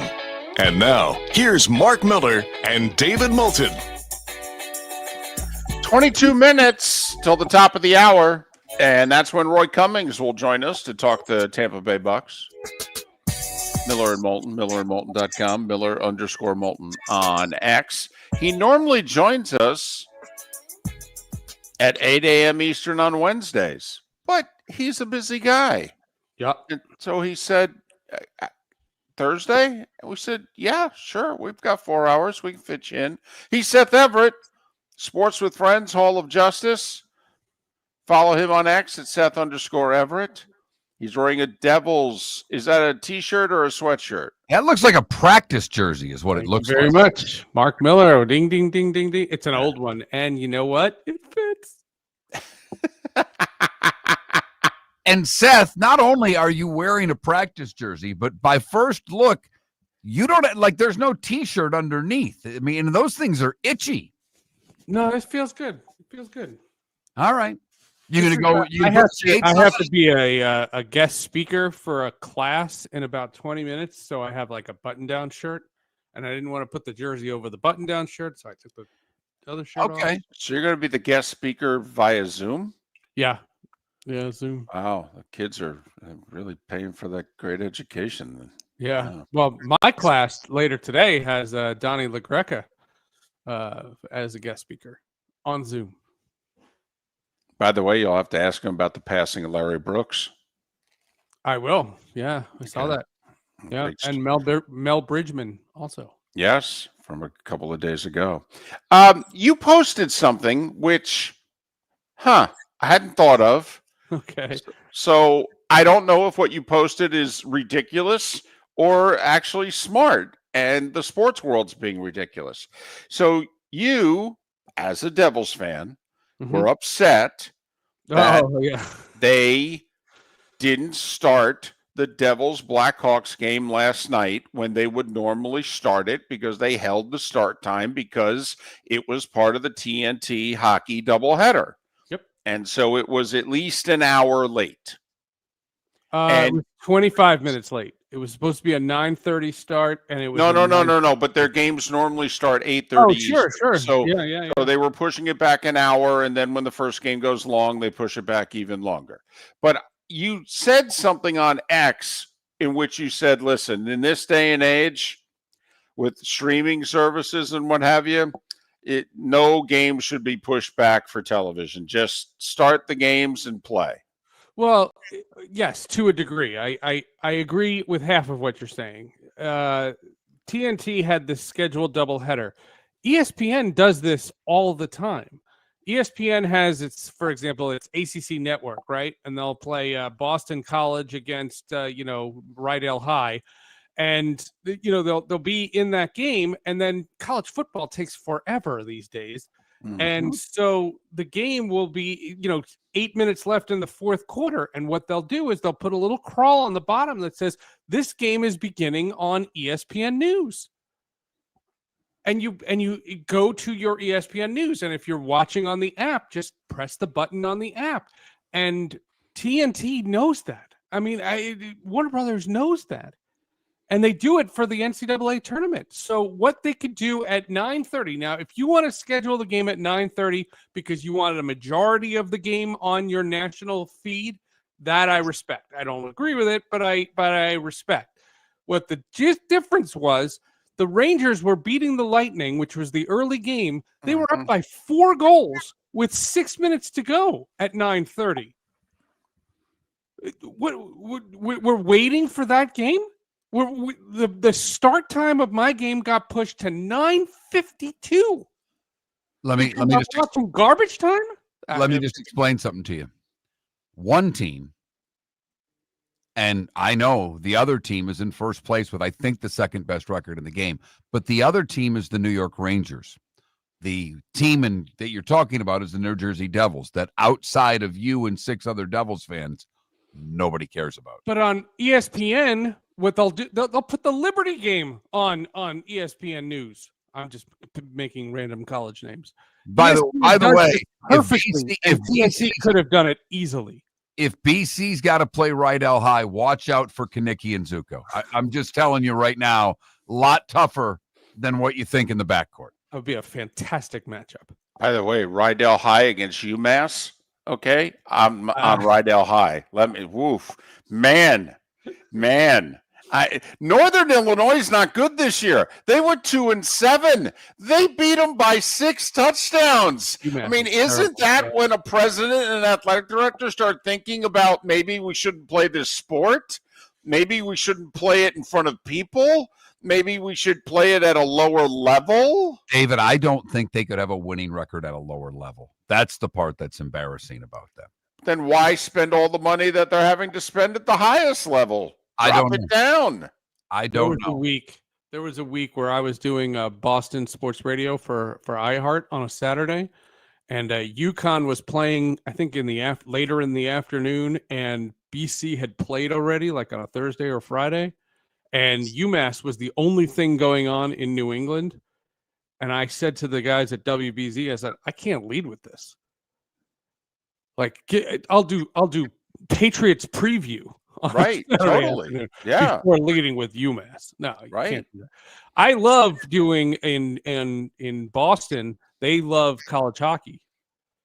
So we'll do the college hockey scoreboard on a Saturday in November, and it's a blast. That's fun.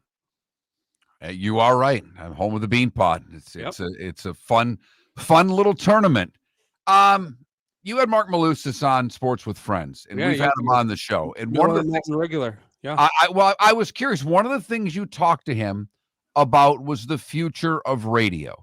Yeah. And Seth, you have been the biggest and the first and probably the loudest voice we have on our show that said go to streaming for dump linear television.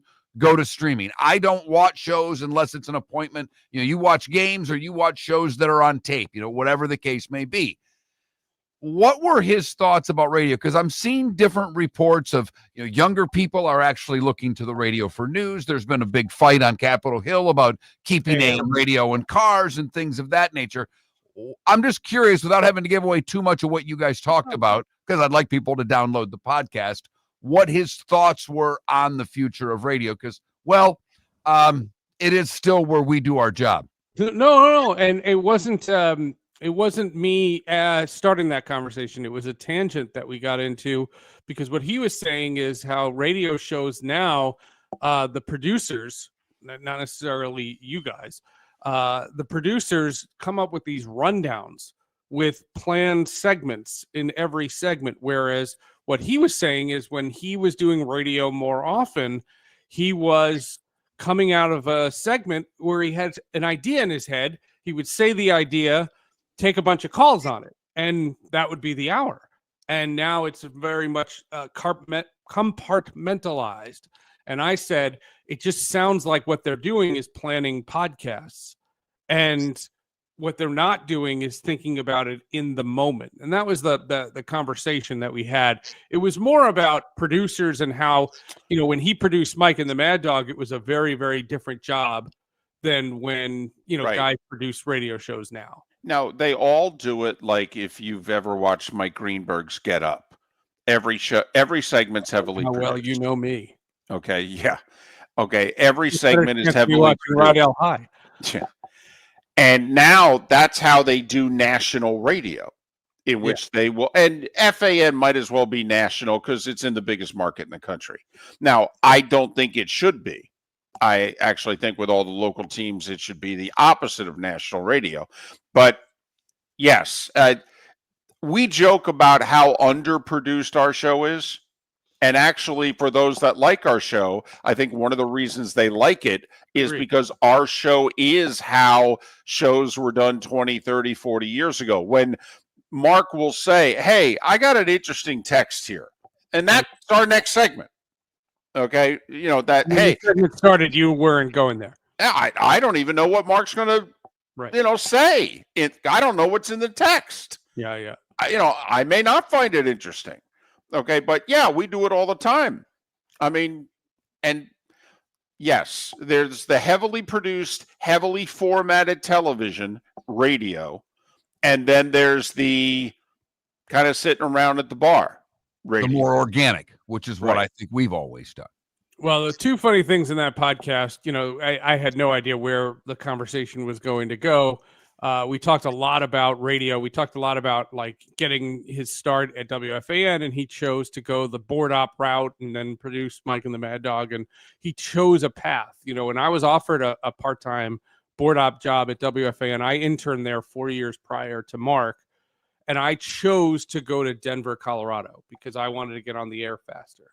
Right. And there's not a right or a wrong answer. It's just that's the difference. So I just, to hear his analysis on that was very, very interesting. And then it was also very interesting because I make no secret that my podcast has sponsors. And one of my sponsors is an online sports book. And right after that ad runs, I'm talking about Clase and Ortiz. And it's just... By the way, along those lines... Did you hear? And I know Scott Boras is full of a lot of hot air. Scott Boras came out. He always goes to the general managers meetings and go to winter meetings. The media will sit in front of him like lapdogs, and he gets to say what he wants to say about all his clients and the game and what have you. But he said flat out, Major League Baseball should ban prop bets. Just ban them.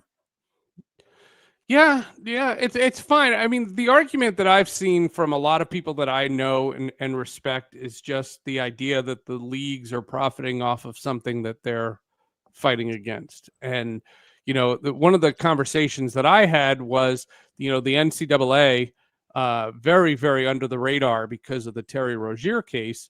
The NCAA allowed college athletes to bet on pro sports.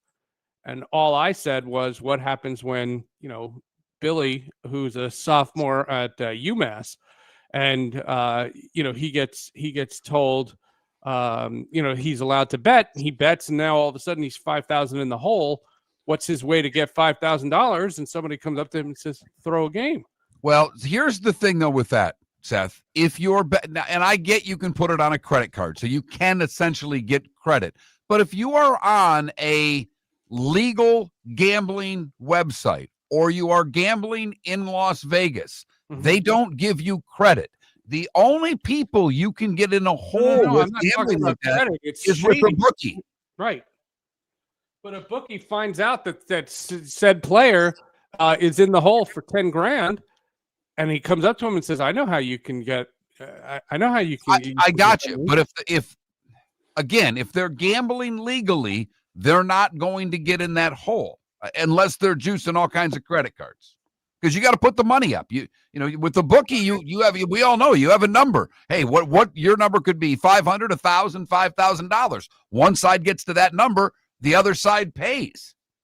And the legalized gambling actually, to me, is a system that will catch these irregularities, and so far they have. And I guess Major League Baseball's response to this latest gambling situation is they want prop bets to only be no more than $200. Okay. Yep. And also that they cannot be included in parlays of any kind. Okay. So that it's just a simple, straightforward, very small amount of money bet. They'll allow that, but they don't want it to be, I guess, some of the bets that were placed here were $7,000 betting on the first pitch being a ball or a strike. I asked my students to show me how you do that. Like, you can bet, these prop bets are so hard to do. You have to be so tech savvy because it can be in the fourth inning.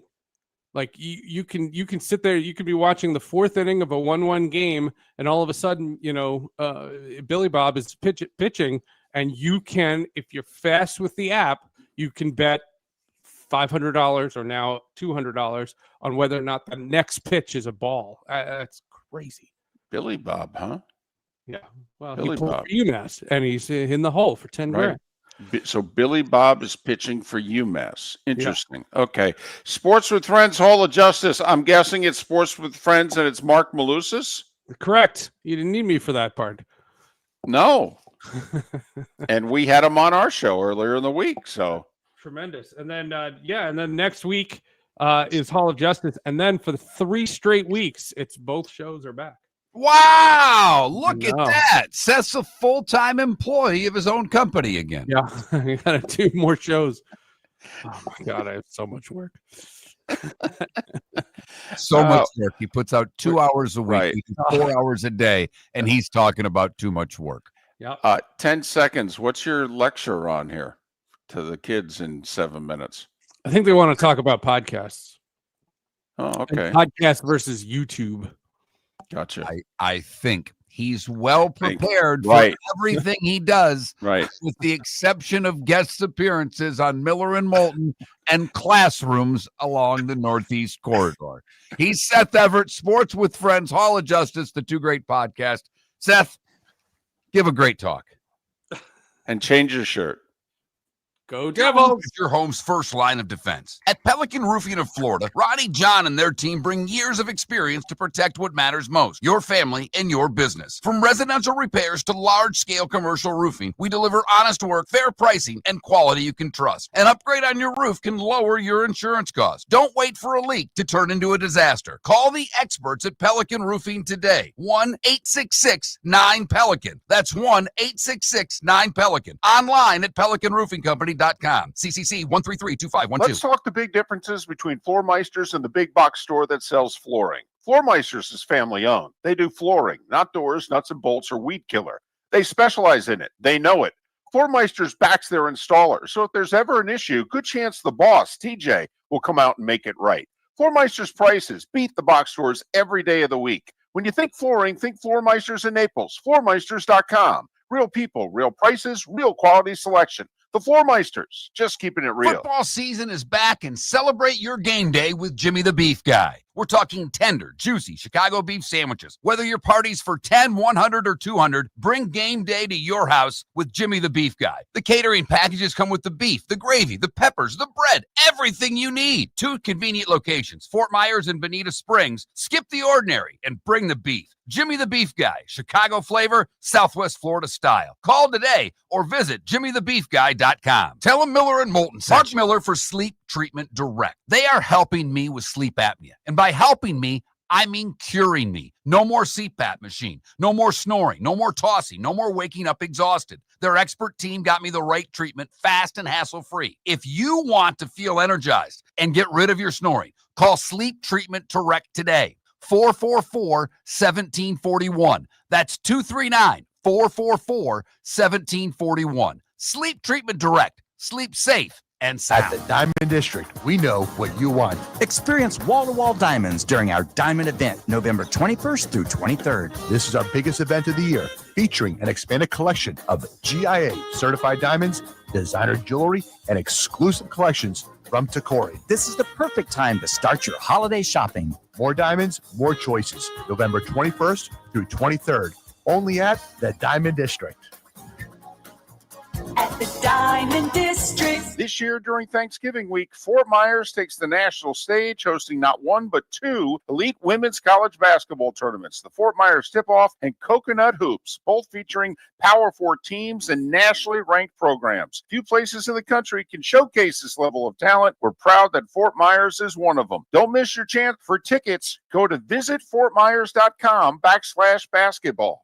Lee County, building a better community through business, sports, and tourism. This is Miller and Moulton.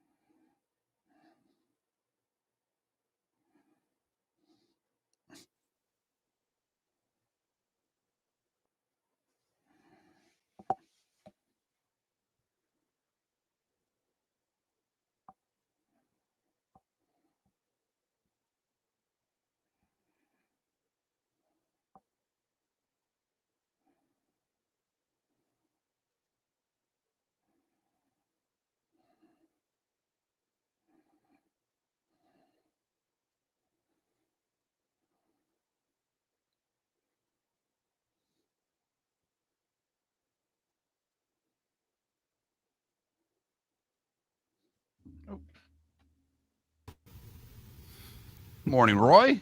Hi, guys. How we doing? Good. How are you? I am good, thanks. Despite last night's overtime loss.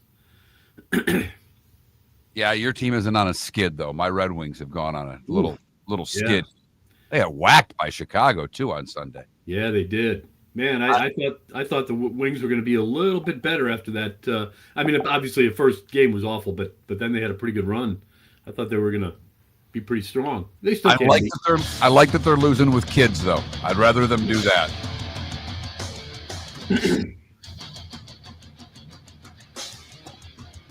You're listening to Miller and Moulton, coming at you from the Floor Meister Studios. Floor Meisters, keeping it real. And now, here's Mark Miller and David Moulton.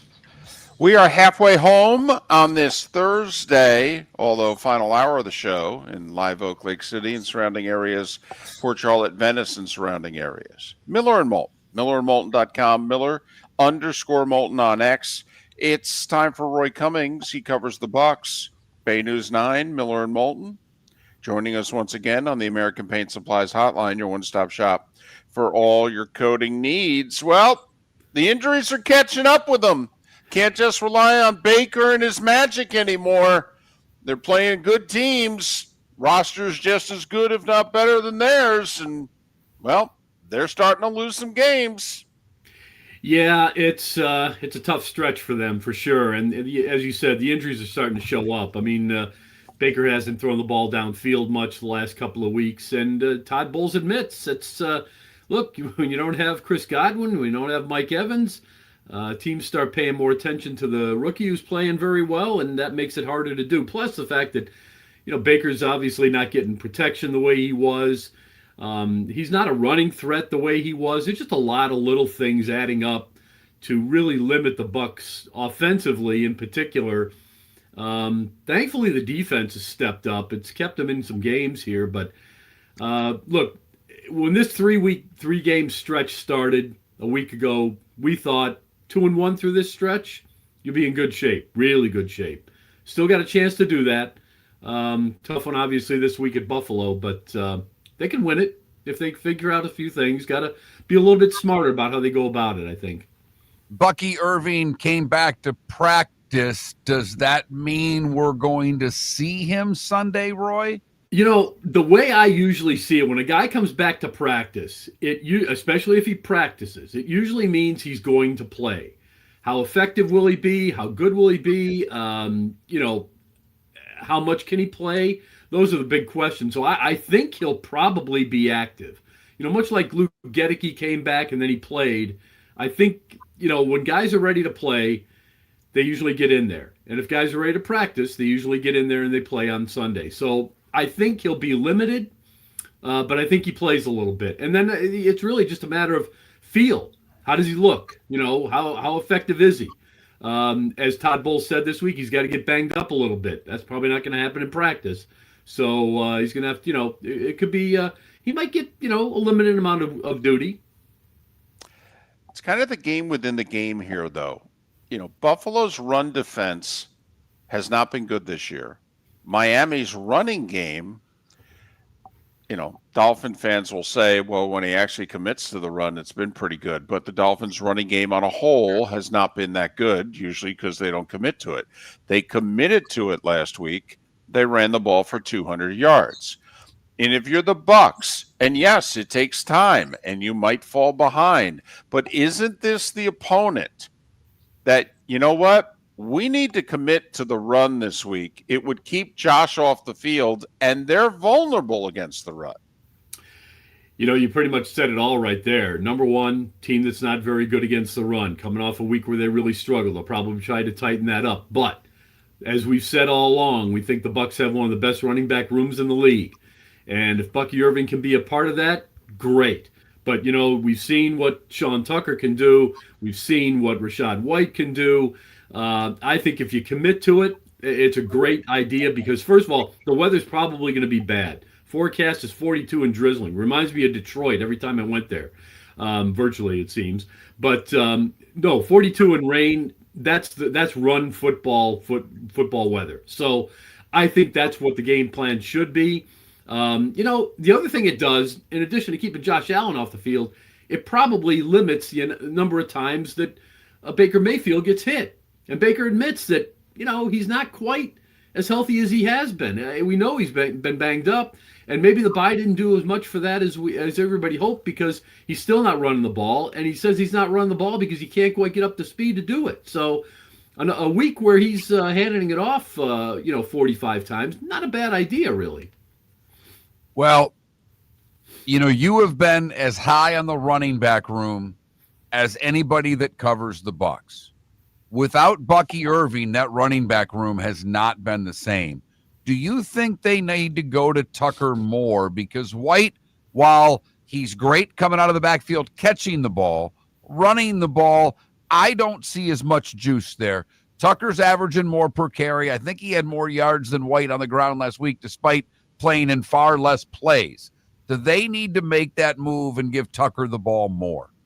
Yeah, I think they do, and I think you saw a little bit of it last week where he came in a little bit earlier than you would normally expect. And you're right, Rachaad White still a little sketchy in terms, is he better outside? He's certainly better, running between the guards and tackles now than he was when he first came into the league. But he's a bit of a slicer, Run him off tackle, and he's fairly effective. He's great in space, which makes him a great option for, screen plays, things like that. But yeah, I would like to see more of Sean Tucker. But if you've got Bucky Irving, and even if Bucky Irving only is good enough for 12 carries, well, those 12 carries could be really helpful because it gives the other guys, first of all, it gives you a different look every time you hand the ball off, which is effective.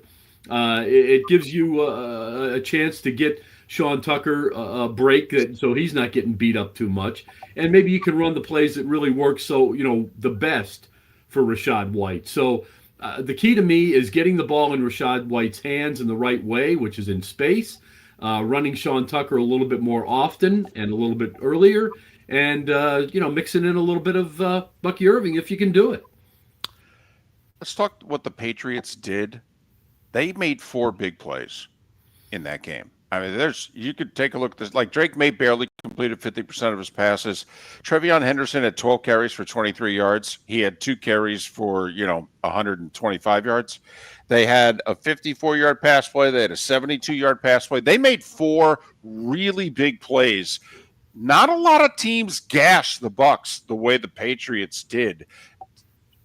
How much credit after watching the Patriots do you want to give Drake May, the coaching, Henderson, etc.? Well, I would give them all the credit they deserve, which is a lot. They outplayed the Bucs. There's no question about that. And you know what? When Rod Marinelli was with the Buccaneers, he coined the phrase "pound the rock," because sooner or later the rock's going to break. And that's what you do in the running game. You pound the rock. You keep working it until somehow, some way, a seam opens up and you take advantage of it. And that's what the Patriots did. It was old-fashioned football. Nothing new there. They just, you keep pounding that rock, and sooner or later you're going to hit it just right and it's going to break. And that's what happened. They got those 4 big plays, a couple of them in the running game. And, yeah, that's unlike the Bucs.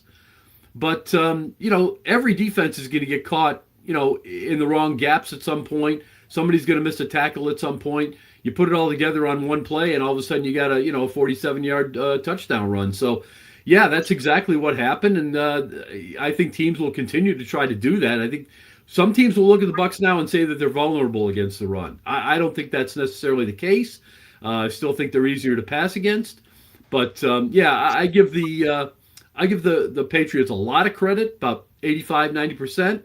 But the Bucs were just a little bit off on a couple of those plays, and they got to tighten that up.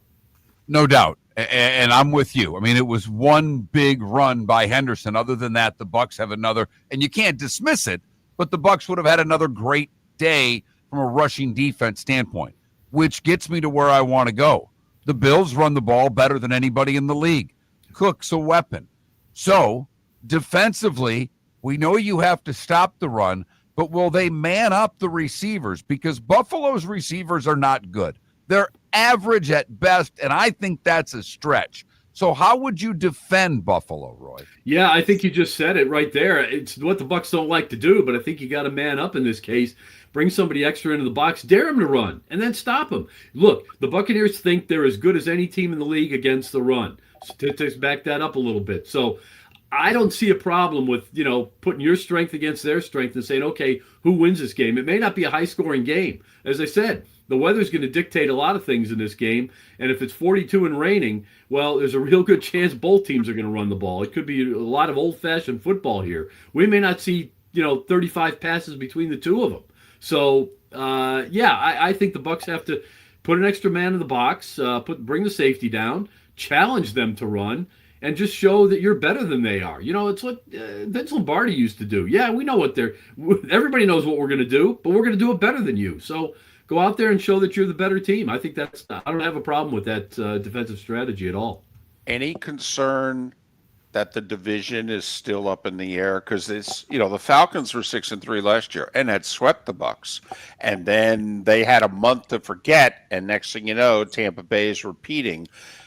They're 3 ahead of Atlanta, and they've already beaten them once. The Saints blew, by beating Carolina blew a golden opportunity to get within a game of Tampa. Are you still operating under the assumption that the NFC South is a foregone conclusion and we're really playing for seeding here? Yeah, don't feel that way as much this week as I did a week ago. Had the Bucs won, obviously, then you think, okay, they're in great shape. But I still think the Falcons can turn things around. I think Carolina's on the rise here. I think they're a team to watch. I like what they're doing despite the loss last week. And the Bucs are, let's face it, they've kind of flatlined a little bit here. They're like they're like a stock that's gone flat. So not really on the rise right now. Still nursing their wounds. This is a time when the Bucs are vulnerable. Look, we hoped during this 3-game stretch that they'd go 2-1. That could still happen, but they could also go 0-3. And if that happens, all the Falcons and Saints and Panthers need to do is win one game in that mix, and all of a sudden you've got a real race down the stretch. So, yeah, nowhere near as comfortable as I have been about this team winning the division. I still think they're the elite team in the division, but at the end of the day, I think they've got some work to do, a lot, actually. All right, let's hit you right where it hurts. Your Blackhawks are off to a great start. Connor Bedard is the real deal. Yeah. I mean, he is right now. Are they a playoff team? Because the West is not as good as the East, but they right now would be a playoff team if the season ended today. Can they continue playing a little bit over their skis? I think they can. I think they can get the 8th seed, but they can also miss it by 4 points or more. Look, it's still a work in progress there. There's no doubt about it. What you like is that they're playing very well. Still, the second half of last night wasn't that great. But Frank Nazar is not there, and you can make the argument he's their best player. The kids are looking really good. Bedard is the real deal, as you said. But you know what? The West is a bit topsy-turvy. San Jose's good. Anaheim's really good. So, yeah, there's a lot there. But I'm hoping, fingers crossed. Yeah, you and the NHL, because, boy, would they love the Blackhawks in the playoffs. Roy Cummings on Miller and Moulton.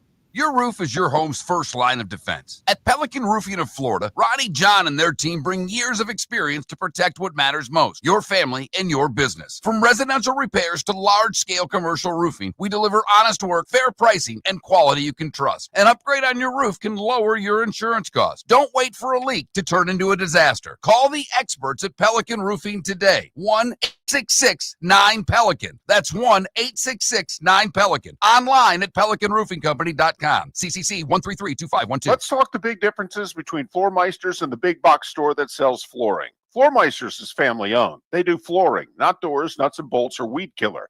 They specialize in it. They know it. Floor Meisters backs their installer, so if there's ever an issue, good chance the boss, TJ, will come out and make it right. Floor Meisters prices beat the box stores every day of the week. When you think flooring, think Floor Meisters in Naples. Floormeisters.com. Real people, real prices, real quality selection. The Floor Meisters, just keeping it real. American Paint Supplies, for nearly 30 years, is your one-stop shop for all your coating needs. If you are a designer, a contractor, a professional painter, or a weekend warrior, American Paint Supplies is the place where experts go to get expert solutions. At 6100 Shirley Street in Naples off of Pine Ridge, American Paint Supplies delivers the best solutions with the best products with the best support. Meet Gene and his team today at American Paint Supplies. Call 239-566-2700. That's 566-2700 or online at AmericanPaintSupplies.net. This year during Thanksgiving week, Fort Myers takes the national stage, hosting not one but two elite women's college basketball tournaments, the Fort Myers Tip-Off and Coconut Hoops, both featuring Power 4 teams and nationally ranked programs. Few places in the country can showcase this level of talent. We're proud that Fort Myers is one of them. Don't miss your chance for tickets. Go to visitfortmyers.com/basketball. Lee County, building a better community through business, sports, and tourism. This is Miller and Moulton.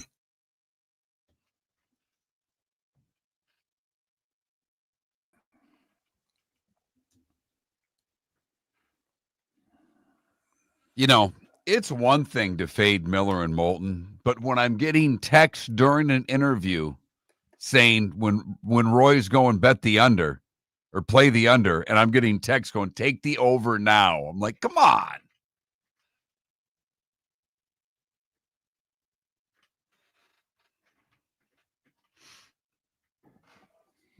Why would they say that about Roy? Oh, they literally, you know who the degenerate gambler is that listens to the show. Roy's talking about could be a low scoring game. I get bet the over come across my text line. I'm like,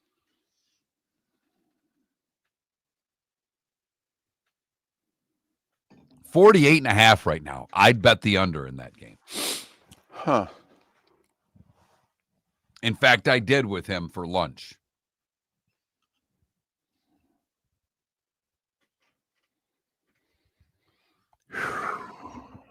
Had a very nice gesture done to me last night. Okay. And my wife. We went to P.F. Chang's for dinner. I was in the mood for some sort of Chinese appetizers. Right. And we went and sat at the bar. And for those of you that like P.F. Chang's, apparently Wednesday is half off wine night. And wife got a bottle of wine because you can just cork it and take it home if you don't finish it. And there was a space. We were the only ones sitting at the bar when we got there. And then a couple sat down with a space between us. And then like 4 or 5 people sat down at the other end. And 2 guys walked in. And they wanted to sit at the bar. And these people were holding seats. And we're like, we had food in front. We're like, we'll move down. So we set our stuff down one so they could get 2 seats. And the bartender was like, thank you very much. I appreciate that. And they were like, thank you very much. And whatever. So we finish our meal. We actually ordered some more food. We have a drink. And the bill came, and she said, the guys next to you bought your bottle of wine. Oh. Literally for moving. And here's the thing. They weren't from here, which I knew right away. Because people from here wouldn't do that. They would just expect you to move. Where were they from? They were from Virginia Beach. They said they were 2 guys. I don't know if they were pilots. I didn't dig that hard. They said they were with the flight crew and they were there for a couple of days. I don't know why you would be stuck somewhere for a couple of days, but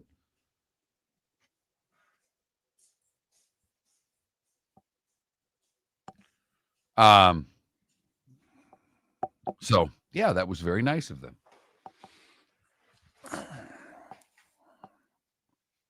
I gotta say, the bottle of wine with the half price might have literally been cheaper than what you get that bottle of wine at Costco.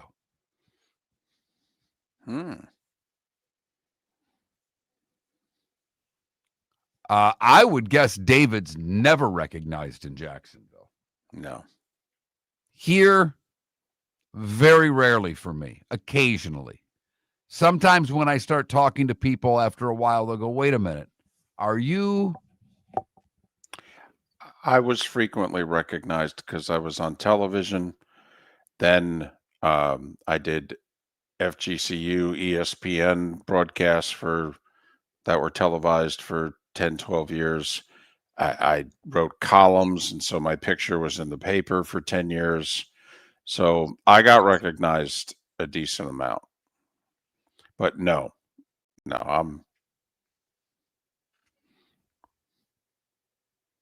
it's been quite an adjustment moving from the 239 to the 904 in every way.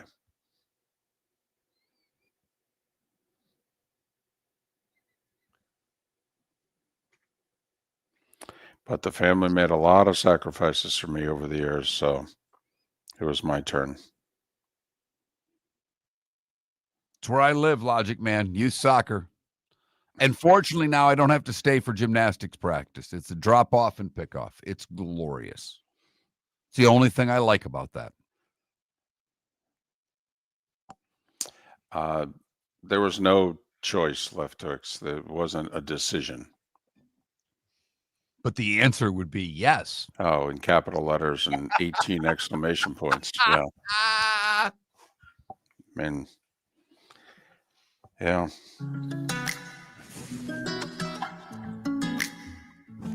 Welcome back to Miller and Moulton. Text the guys what's in your mind at 21,000. That's 21000. And now, here's David Moulton. 21 minutes past the hour. Miller and Moulton, millerandmoulton.com, Miller_Moulton on X. You know, we've talked a bunch of NFL storylines for this week that's passed and that will be upcoming. But I don't know, Mark. This is, we talk usually middle of the week, the Wednesday, Thursday-ish, about, what kind of a football weekend will it be? Well, first off, there's a 9:30 Eastern game if, you like it, and it does involve the Dolphins, and if there are still a few people that want to see them win.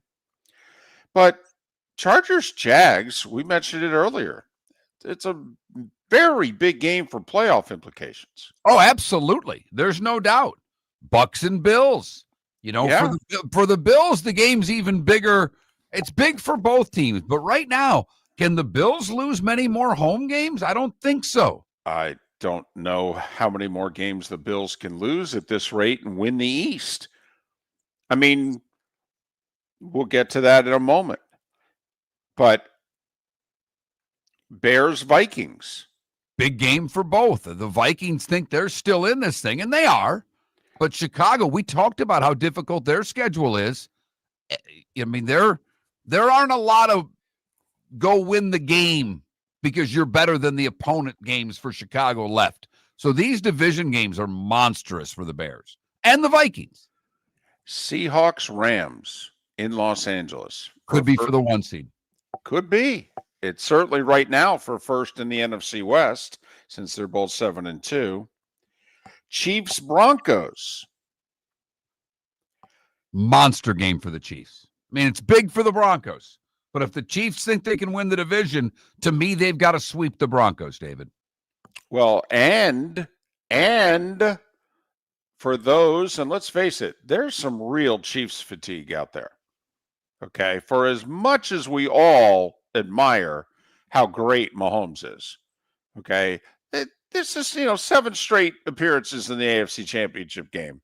5 Super Bowl appearances. There's a few people that are a little tired of Kansas City. You throw in the tight end and who he's engaged to, and, some people, it's great, and some people are like, oh, for goodness sakes, enough already. If Denver can win, the Chiefs are 5-5. And they've already lost to the Chargers and Jags, who will either be tied or ahead of them, no matter what happens in the Chargers-Jags game. And then can we actually start thinking about life with the Chiefs not in the playoffs? You brought up the top of the division, that, if the Broncos want to win the division, win your home game against the Chiefs, even if you lose in Arrowhead, could go a very long way for you being AFC West champs. By the way, have you looked at the spread? Oh, yeah. Chiefs are favored by more than a field goal. Right. They've won 7 in a row in Denver. 3.5. Denver's won 7 in a row. And the Chiefs are 5-4. And Kansas City's a 3.5-point favorite. If you're Sean Payton, how much are you playing that up? The no respect card, the whole deal, or listen, it's the Chiefs and you don't need to go down that road. I don't think that an NFL coach goes down that road with a division game. I really don't. I think that they're laser focused on the job at hand, if you know what I mean. I don't think that, maybe at some point when he's speaking to them, he brings it up, but I don't think it's a focus. I think the focus should be get your offense working, because it's not right now. Sunday Night Football, Lions-Eagles. So we've got Lions-Eagles, Chiefs-Broncos, Seahawks-Rams. Can the losers in Detroit, Philadelphia, and Seattle, LA get back to being a 1 seed? I mean, is this the opportunity? If Detroit loses, have they lost their chance of being a 1 seed? Obviously, the answer is no, but But you know what I mean. Right. Well, here's the thing also for the Eagles. The Eagles will have beaten the Rams and they will have beaten the Lions. And if you think Green Bay's got a renaissance coming here, they've beaten them. Okay. If you're trying to be the one, you need to win some tiebreakers. And head-to-head, the Eagles would be in really good shape. I don't know if they play Seattle. Like, I'm trying to think if the Eagles play the NFC West. I don't think that they do. I don't think they I do. know that they don't. So their crossover game was the Rams.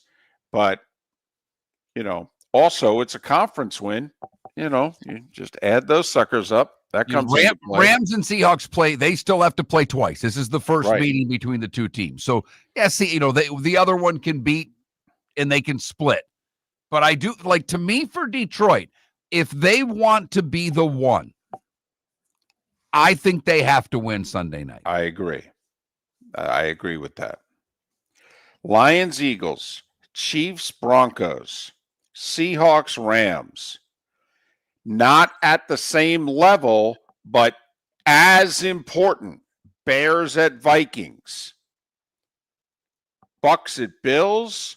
Chargers at Jags. I mean, that's a really good NFL Sunday in mid-November. By the way, these are off the radar, but Carolina and Atlanta, if either one of those two teams thinks they're going to get back in the race because they think the Bucs are going to come back to the middle, if you know what I mean, that's a big game there. Pittsburgh, you already lost to Cincinnati. You damn well better win on Sunday if you have any hope of holding off the Ravens. If the Texans are going to get back in the wild card chase, they're in Nashville.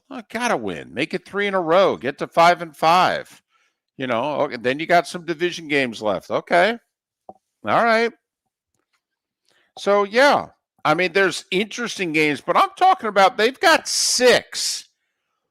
There are 6 really good. I mean, Mark, sometimes you talk about light heavyweight matchup.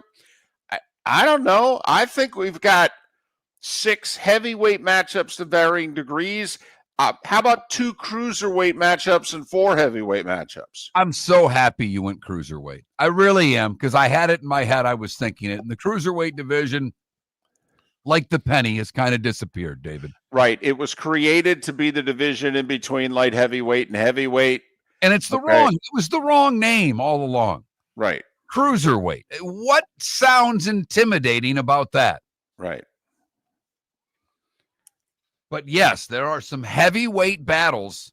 And the good news is they're kind of spaced out for us. Jags and Chargers, Bills and Bucs, Bears and Vikings. They're all 1:00 games. Rams and Seahawks and Chiefs and Broncos are in the 4:00 window. And then Lions, Eagles Sunday night. So, you can get a lot of good football at different times on Sunday. It seems like it's an all-day event. It usually is, but this week, even a little more so. So Thursday night football tonight, by the way, Patriots with a 7-game winning streak. They are, in fact, this year's Commanders. Hell, they may end up with a better record at the rate they're going. 7-game winning streak, and the Jets are coming to town? Patriots have the Jets tonight at home on a Thursday. We've talked about the home team on Thursday when you get into the latter half of the schedule, how important that is. Then they go to Cincinnati and they host the Giants. Could a 7-game win streak become a 10-game win streak? And by then, can they even then afford to lose at home to Buffalo and still be in first? And not just because of tiebreakers, but because they're still a game clear of Buffalo. They have the Ravens after that, but they finish with the Jets and the Dolphins. What the Patriots could accomplish this year is pretty historic coming from where they were a year ago. There's a good look at what's going on Sunday. We'll take a look at Saturday's action next. Think we only fix windows? Think again. Your local Glass Doctor Home and Business does so much more to upgrade your home. We custom build stunning shower and bath enclosures, install sleek glass doors and windows, and can bring fresh life to foggy or cracked panes. Need a glass tabletop or a statement mirror? Yep, we do that too. If it's glass and it's in your home, we're the team to call. Call the Glass Doctor, we fix your pains. Oh yeah. Mark Miller for Sleep Treatment Direct. They are helping me with sleep apnea. And by helping me, I mean curing me. No more CPAP machine. No more snoring. No more tossing. No more waking up exhausted. Their expert team got me the right treatment, fast and hassle-free. If you want to feel energized and get rid of your snoring, call Sleep Treatment Direct today. 444-1741. That's 239-444-1741. Sleep Treatment Direct. Sleep safe and sound. Let's talk the big differences between Floormeisters and the big box store that sells flooring. Floormeisters is family owned. They do flooring, not doors, nuts and bolts, or weed killer. They specialize in it. They know it. Floormeisters backs their installer, so if there's ever an issue, good chance the boss, TJ, will come out and make it right. Floormeister's prices beat the box stores every day of the week. When you think flooring, think Floormeisters in Naples. Floormeisters.com. Real people, real prices, real quality selection. The Floormeisters, just keeping it real. American Paint Supplies, for nearly 30 years, is your one-stop shop for all your coating needs. If you are a designer, a contractor, a professional painter, or a weekend warrior, American Paint Supplies is the place where experts go to get expert solutions. At 6100 Shirley Street in Naples off of Pine Ridge, American Paint Supplies delivers the best solutions with the best products with the best support. Meet Gene and his team today at American Paint Supplies. Call 239-566-2700. That's 566-2700 or online at AmericanPaintSupplies.net. This is Miller and Moulton.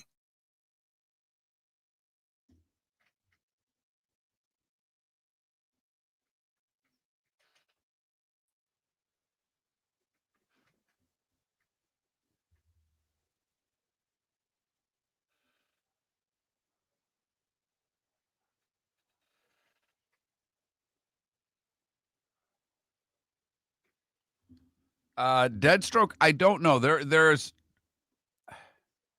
it should be this. I mean, it should be the same. Are you watching on your phone or are you watching on a computer, Deadstroke? That would be my first question, because they have been asking a few questions and David sets up the stream. So I don't know exactly what it is that could be going on.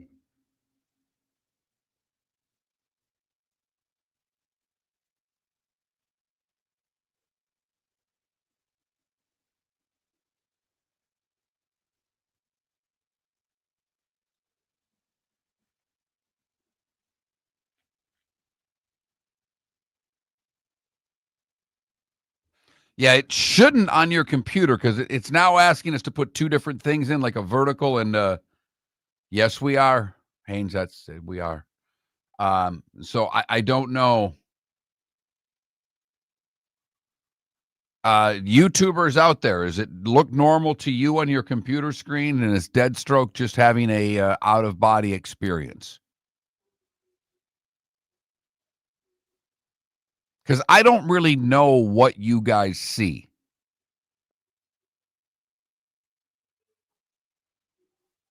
And Feeney, according to the people at 1070, it is broadcasting, because I have been texting with them.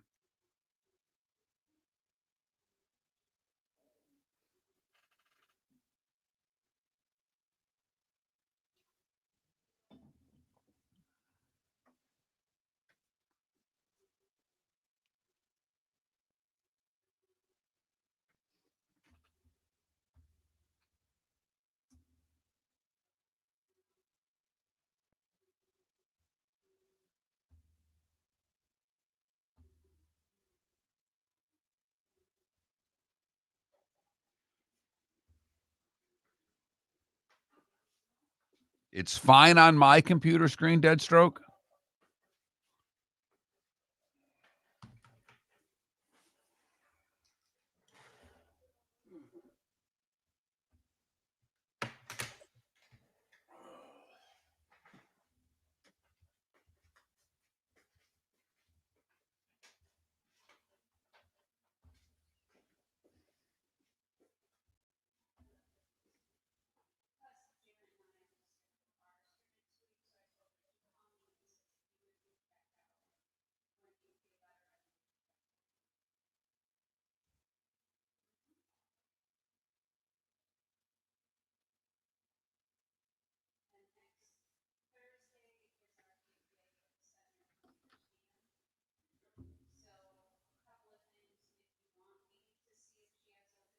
There are 2 YouTube channels? Interesting.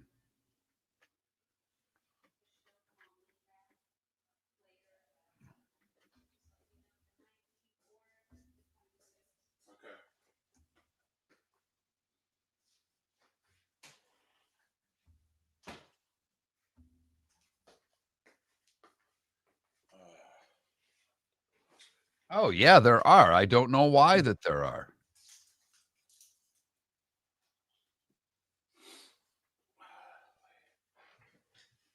There are definitely 2 channels.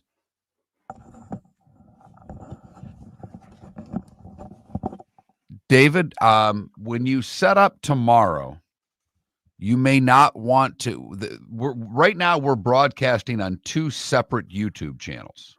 There are 2 live streams. So whatever it's asking you, we may not want to do. Well, it only asked me the one day. Okay. And I went with what they recommended because I didn't know the difference.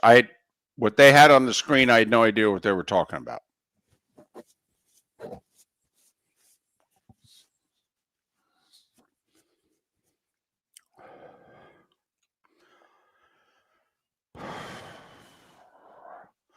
I can't change it.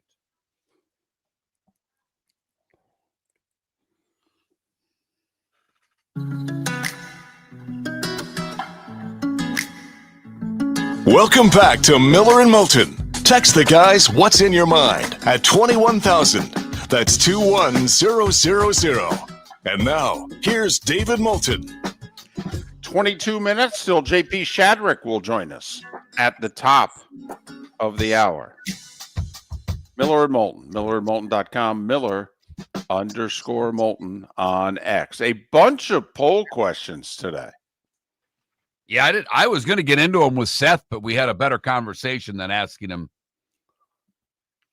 the questions that are on the poll question. He was kind of on a roll today, so I let him go. The guest speaker.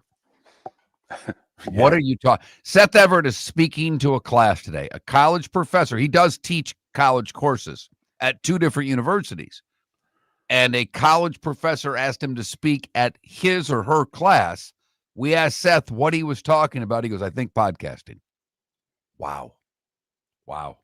That's something. I think podcasting. I hope he was joking. All right. Poll questions today.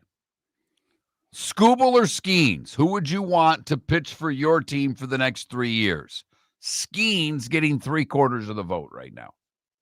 For what it's worth, I voted Scooble, not because I'm a Tiger fan. He has pitched in bigger games, and he's done well. For the next 3 years, I'd take Scooble. If it was the next 5, I might take Skeens. Don't know if I'd sign Scooble to the big contract he's going to get. Oh, see, and I put that into consideration. Like the reason I voted Skeens was Skeens is on a rookie deal, so to speak. I mean, the next 3 years will be years 3, 4, and 5. He's barely arbitration eligible, while Skeens has got 1 more year under contract, and then you're going to have to pay him like $40 million a year. Fair enough. And then today is National Dream Destination Day. Doesn't that sound lovely? It does. In fact, I was listening to a friend of mine that I played golf with yesterday tell me about a vacation he was just on. And he does pretty well, but he didn't even pay for it. Someone else did. And I heard about that. And I'm like, I don't even dream about destinations like that. But we turned it into sports. And we gave you 2 different questions. We gave you one basically annuals. Final Four, Masters, Derby, and Super Bowl. Masters with half the votes. And then which non-annual sporting event would you most like to attend? Summer Olympics, Winter Olympics, World Cup, Ryder Cup. Right now, World Cup winning, Winter Olympics second, Ryder Cup third, Summer Olympics last. Boy, would my wife be pissed if she saw that vote. Well, the gymnast fan that she is. Our demo is not exactly the demo for the Summer Olympics. And we've got a lot of hockey fans, so that's where I think the winter games come into play. So those are the questions. That Mark Miller, the David Moulton, Miller_Moulton on X. If you are not on X and you want to cast your vote, you can simply text us on the Pelican Roofing of Florida text line, That is 21,000. The number is 21,000. If you've never texted the show before, you need to text the keyword Miller. Text Miller to 21,000. Then the gate is open, and you can let us know anything you want, like this gentleman who simply said, Sabres lost again because they suck. Yes, sir, they do. Yes, they do. How does that owner get one franchise right and one so wrong? Well, and the Bills fan is beginning to lose their sense of humor about being the bridesmaid. I know. So that the anger towards being the bridesmaid could then really spill over to my goodness, we're the worst franchise in the NHL and we're tired of it. I mean, the Sabres playoff drought, I believe, is the Jets playoff drought. It's either the same or 1 year shy. And that's closing in on a generation of fans. Because the Jets haven't made the playoffs since 2010. This is going to be 15 consecutive years that the Jets are going to miss the playoffs. The Sabres are at 13 or 14 consecutive years missing the playoffs. So they're either tied or only one behind. 14 seasons. Their last playoff appearance was the 2010-2011 season. Okay, so this will be the same. It'll be 15 years for the Sabres then this year. So the Jets and Sabres are tied. 15 years they're both going to go without even making the playoffs. You know how hard that is in the National Hockey League? Yes. Yes, I do. All right. We talked a little Sunday. I don't know if it's as heavyweight of a weekend on Saturdays as it is on Sundays, but there are some big, big games, David. There really are. Noon kick for our Tampa audience. It's actually a big one in the American. South Florida in Navy. Curious what you think about that line. South Florida's a 9.5 point favorite in that game. That seems like a lot to me. I think there's two things at work here. The line tells me that maybe Navy's quarterback isn't going to play. Right. That's because I'm thinking if Horvat's playing, that line's closer to 5.5. So that's the first thing I'm taking from that. The second thing is that South Florida scores points. I mean, the only team they haven't scored points on this year, they scored 18 against Florida and they scored 13 or so against Miami. But when they've played teams their level, so to speak, even when they lost to Memphis, they scored in the 30s. So the thought is South Florida is going to get theirs. Can Navy keep up? Now, I will say one of the first big road wins that Golish had, it was 2 or 3 years ago. It was either his first year or his second year. I think it was his second year. They fell behind Navy, Indianapolis 14-0, came back and won. We had him on the very next week and talked about, hey, that seems like a bigger win than, normal, if you know what I mean. He's like, yeah, we, haven't won a lot on the road lately, and to come from behind, yeah, it was a big win. Well, now this is the biggest game that Alex Golish has ever coached in as a head coach. Because if they win, Mark, they're in the conference championship. They're not going to lose another game. If they win at Navy, they're going to be 10-2 with one conference loss, and they're going to be playing in the AAC championship game. And doesn't that game get determined? Doesn't somebody get home field in the AAC? Yeah. So, I mean, they could host the conference championship game. That's a big deal. Absolutely. Think about where they've come from in such a short time. The job that Alex Golish, if he can finish this and get this done, it is one of the great turnarounds. Obviously it's not at the level of Indiana, but for a group of 6 team, their turnaround is damn near unprecedented. All right. The other big noon game, and I use that term, but it's not on that network because they're advertising like it's got them can't miss big noon. It's Michigan at Northwestern. Put me to sleep. However, the line in that Michigan Northwestern game is less than the game that features Notre Dame and Pitt. Two ranked teams. Notre Dame on the road, they are a 12.5-point favorite against Pitt. Wow. That's a big number for a road team. And Pitt's playing pretty well right now. Well, they're playing very well right now. And if you just look at Pitt after the West Virginia game when they made the change at quarterback, Pitt's been a completely different team. And Mark, the reason why you and I also, I believe, feel that 12.5 seems like a lot, may not be, but seems like a lot.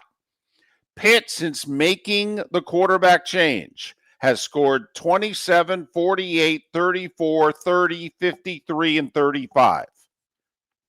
And this ain't last year's Notre Dame's defense.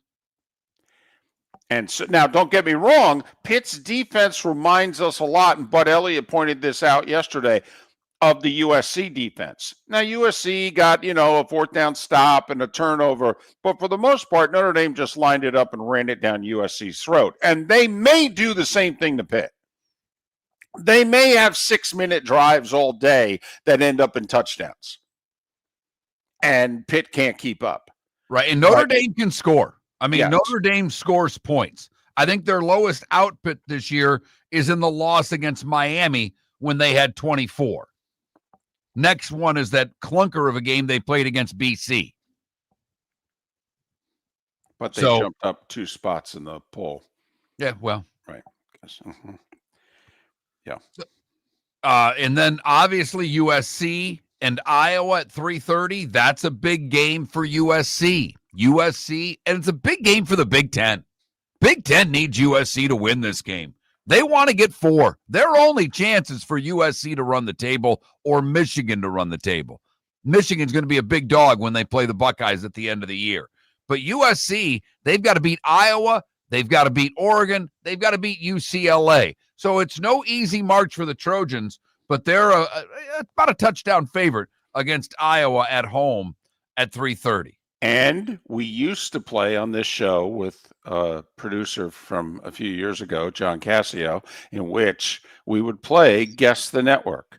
Mark, don't know if you've noticed, did you check out the network that the Iowa USC game is on? Well, seeing that it's at 3:30, I would have assumed that it's your game. That's a CBS game. One would assume that. And you know what happens sometimes when one assumes. Right. The only reason I know it's not is that we had Gary on the show, Gary Danielson, that is, on Monday.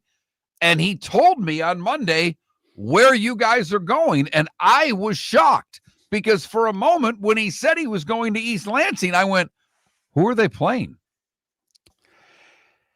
And it really doesn't matter because we shouldn't be there. But Iowa at USC is on the Big Ten Network at 3:30 Eastern. And CBS is going to give you Penn State at Michigan State. Do you hear that? That's crickets. That's nobody watching. That's a friends and family game. That's a pair of 3 and 6 teams, and I believe both of them are riding 6-game losing streaks. And very quickly, the reason why is every team has to appear on the Big Ten Network once a year. And apparently USC hadn't been on. And so the game got designated a Big Ten Network game. And it's CBS, Fox, NBC, CBS. One network has first choice, one network has second choice, one network has third choice. CBS this week had third choice. But they took the Iowa USC game off the board and assigned it to Big Ten Network. Remember, Fox owns over 60% of the network. But we get Oklahoma and Alabama at 3:30. Obviously, if Oklahoma wants to be a playoff team, they've got to go to Tuscaloosa and get a win on Saturday. And Tennessee, David made the case yesterday. They just need to get one of their big 2, and they're a viable playoff team. Is that one in Athens on Saturday night when Texas plays the Dogs? There are a lot of teams that just can't screw up this week, though. Okay. It's not a big spread, but can BYU rebound at home and beat TCU? It's a late Saturday game. They're expected to. Obviously, Ohio State can't screw up against UCLA. They're 33-point favorites, but we've seen 126-point favorites screw up against UCLA. Utah's still in it in the Big 12.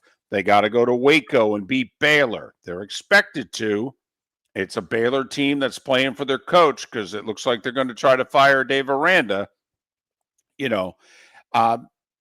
Georgia Tech on the road at BC. Texas Tech at home against UCF. Cincy at home against Arizona is not an easy game, and Cincinnati's ranked, and they're still in the Big 12 chase. Mark, you mentioned it. Michigan. It's not going to be easy. They don't score a lot of points, but go to Northwestern and get the W. A&M can't screw up at home against South Carolina. Indiana at home against Wisconsin. Ole Miss at home against Florida. Miami at home against NC State. There's a lot of just don't screw it up this Saturday.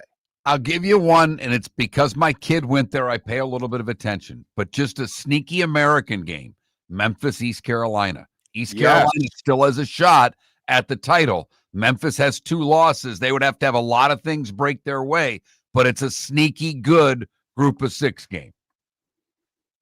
So that's a little look at Saturday. Obviously, we know the big games. They're pretty much all SEC, with the exception of the Big Ten Network with USC and Iowa. Mm-hmm. Yep. Enjoy East Lansing, David. And not only that, the game's in L.A. and my Monday night game's in Vegas. I mean, it would have instead That Delta flight from Detroit to Las Vegas will be just fine, David. It leaves at 7 a.m. Sunday morning. No chance for you to get to Rick's American Cafe after the game on Saturday, then.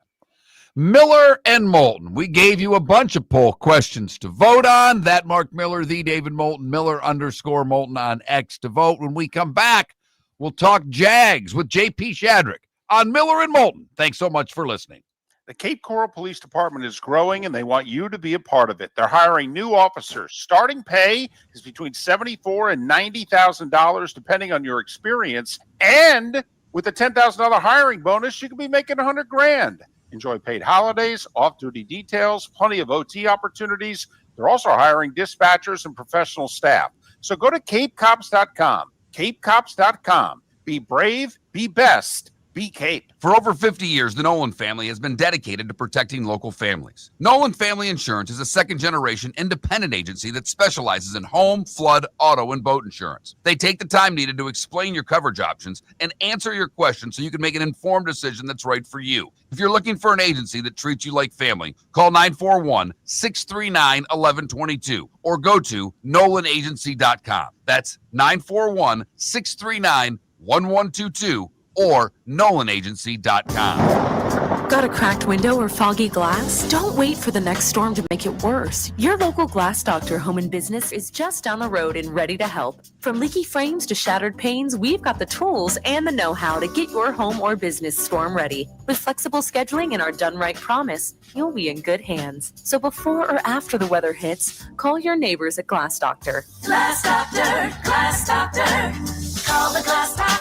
We fix your pains. Oh, yeah. Your roof is your home's first line of defense. At Pelican Roofing of Florida, Ronnie John and their team bring years of experience to protect what matters most, your family and your business. From residential repairs to large-scale commercial roofing, we deliver honest work, fair pricing, and quality you can trust. An upgrade on your roof can lower your insurance costs. Don't wait for a leak to turn into a disaster. Call the experts at Pelican Roofing today. 1-866-9-PELICAN. That's 1-866-9-PELICAN. Online at PelicanRoofingCompany.com. CCC 1332512. At the Diamond District, we know what you want. Experience wall-to-wall diamonds during our diamond event, November 21st through 23rd. This is our biggest event of the year, featuring an expanded collection of GIA certified diamonds, designer jewelry, and exclusive collections from Takori. This is the perfect time to start your holiday shopping. More diamonds, more choices. November 21st through 23rd, only at the Diamond District.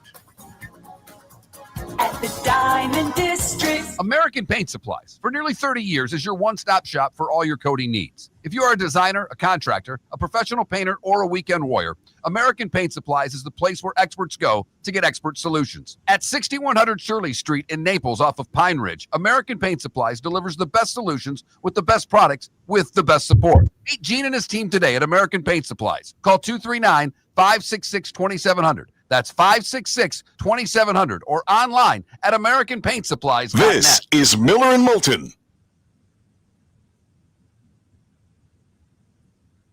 Hi, JP.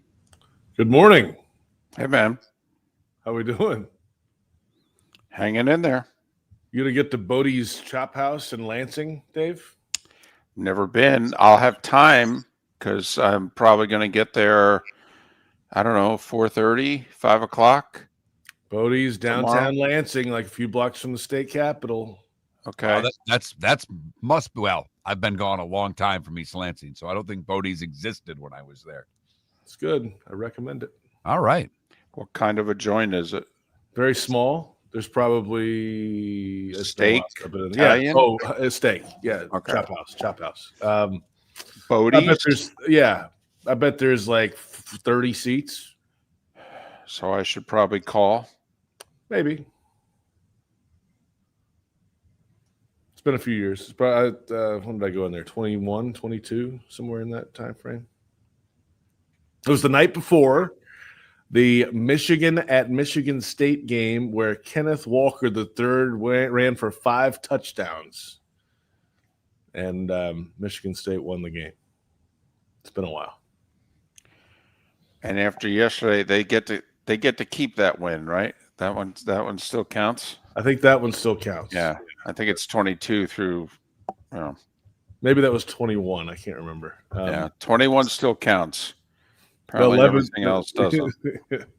So, what are you staying in EL on Friday night and then Detroit on Saturday? Yeah, we have to. They make a promise to a certain hotel that they're going to hold X number of rooms, and so yeah, I wanted to stay in Detroit both nights, but I'm staying in Lansing Friday and Detroit Saturday at the Airport Westin. Bingo. Yeah, love that private hotel TSA right there. Yeah. Yep. Yes, that is fantastic. Yeah, it is fantastic. Mm-hmm. You know, it's funny. If you stay there, you could actually get a pass to go in the terminal and eat in the airport at the restaurants inside the airport. Ooh. David, oh, now they're on the road. Too bad to say the hockey team's playing Notre Dame Friday, but they're in ND. Oh.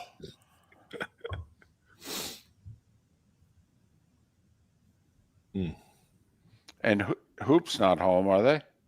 I not on a Friday night. I can't imagine they'd be playing Friday night.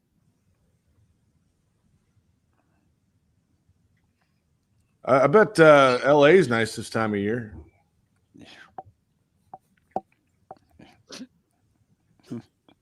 It's hysterical.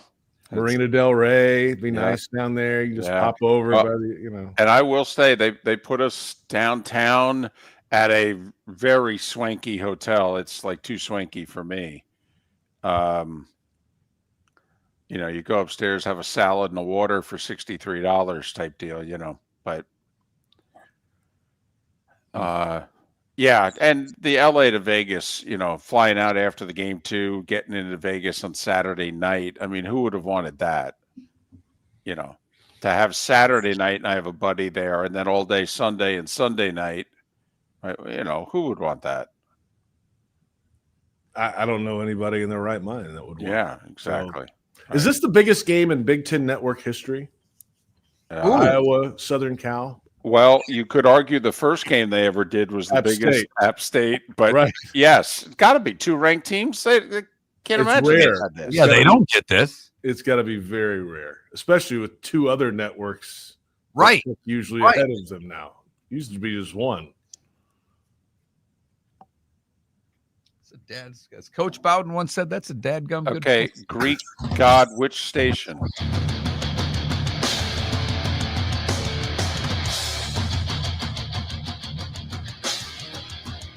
You're listening to Miller and Moulton, coming at you from the Floor Meister Studios. Floor Meisters, keeping it real.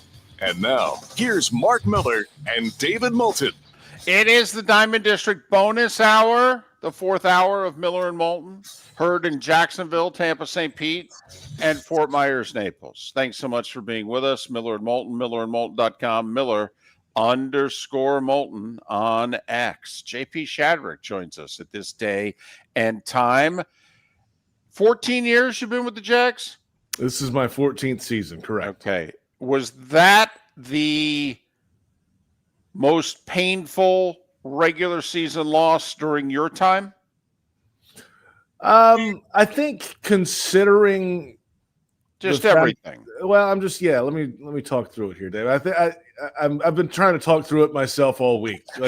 So I still haven't got to a conclusion.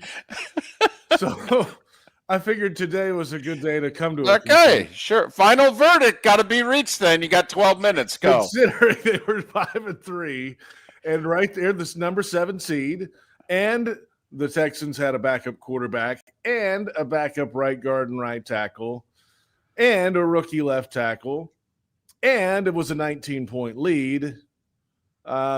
It's right there near the top. It's got to be. I mean, Jags have had other really bad teams and bad losses with those bad teams. Like the Patriots scored on every possession one time with Tom Brady and put up 50 until the kneel down at the end of the game. That was in the Gus Bradley era. That was a bad day at the office. But you had an idea that kind of thing was probably going to come with some of those teams, right? This is supposed to be a team that's, okay, maybe they're on the verge of being ready for primetime. You know, they beat the Chiefs. They won some games earlier in the year. Right. Okay, but then they let a collapse like that happen. It's the biggest blown lead in franchise history. They've had a bigger blown lead in a win before, believe it or not, in London against the Bills in 2015. They were up 24, lost the lead, won the game, Blake Bortles era. But in a losing result, 19 is the biggest one. It just can't happen. It's everybody involved, the defense mainly, because of those backup guys. They couldn't get to the quarterback. They couldn't stop the run on the final drive either. They mixed in the run, the final drive, and they were just moving down the field like a normal drive, no big deal. And then Davis Mills on 3rd and goal from the 14 scrambles, front left pylon for the touchdown, unacceptable. And the offense had 1 first down in the 4th quarter. They just went dead. So it's everybody's at fault. And I don't think the sky is falling in this building, but it's a big game this week against the Chargers too. I get in the building. I think it's falling from where I sit, but I'm a long ways away. Talk to me about the 4th quarter play calling. What did Liam Cohen have to say? 2 3-and-outs. They didn't get anything done there. Is there anything that he said that he would have done differently? Is there anything you thought they should have done differently? Because while you can focus on Mills being able to carve up the defense late, we talked about it on Monday, JP. If they get 1 first down, 2 for sure. If they get 1 first down, the game may have been different. And they went out, and they went out quickly on their 4th down possessions. Yeah, I don't know if they should have just run it in the line 3 times and killed a minute 40 in 2 possessions. That would have, that's 3 minutes of game time. It would have been valuable. That's too extreme, clearly. But, okay, maybe run a little bit more. They got away from some of that. But at some point, your players have to go execute and make plays too. The quarterback's one of the highest paid quarterbacks in the league. And you got to go will your team to a first down or 2 at some point. Find a way, whether you got to run for 7 or head first dive or force it into a tight end, backup tight, whatever the answer is to that. At some point, those guys have to go make plays. They had injuries on the offensive line as well, but guess what? So did the Texans. So they got the job done. Listen, it's one thing to criticize Trevor because he turned it over too much his first few years, because he did. That he wasn't accurate enough, because he wasn't. Now people are starting to say things like, he just doesn't have the want to. There are just others that are better gamers, if you know what I mean. And that's really, when you start saying stuff like that, you are questioning someone's athletic soul, whether you realize it or not. Do you think those comments are fair? Well, I think you add to the fact that the quarterback and the head coach this week had a conversation, and Liam Cohen shared it, or some of it, with the media this week, saying, hey, we just need you to sometimes just let it rip. Don't be that there's a little bit of hesitation, like he's almost scared to throw an interception. And I think this group would be like, hey, we'll take an extra interception a game if you hit 3 of these passes down the field that are designed to throw there. Now, in terms of the gamer stuff, I think when they're in 2-minute and he doesn't really have to think about it, he just has to go execute, and they're running to the line and they're doing, everybody's hurrying up there. You know how it goes. You snap the ball, you run the play. Okay. And even at the end of last week's game, he took the sack, then he ran for 21, and then he executed the throw on the sideline to even give them a chance. It would have been a 61-yard field goal, but it's a chance with this kicker. And in that moment, he executed those 2 plays. I'll give him that credit. However, there was a hands to the face that negated the pass, and the game was pretty much toast at that point. So I think that's an aggressive thing to say about a quarterback. I think he's still got it. I think it's up to this coaching staff to find it and to nurture it and to grow it. And we're a long way from done. Let's put it that way.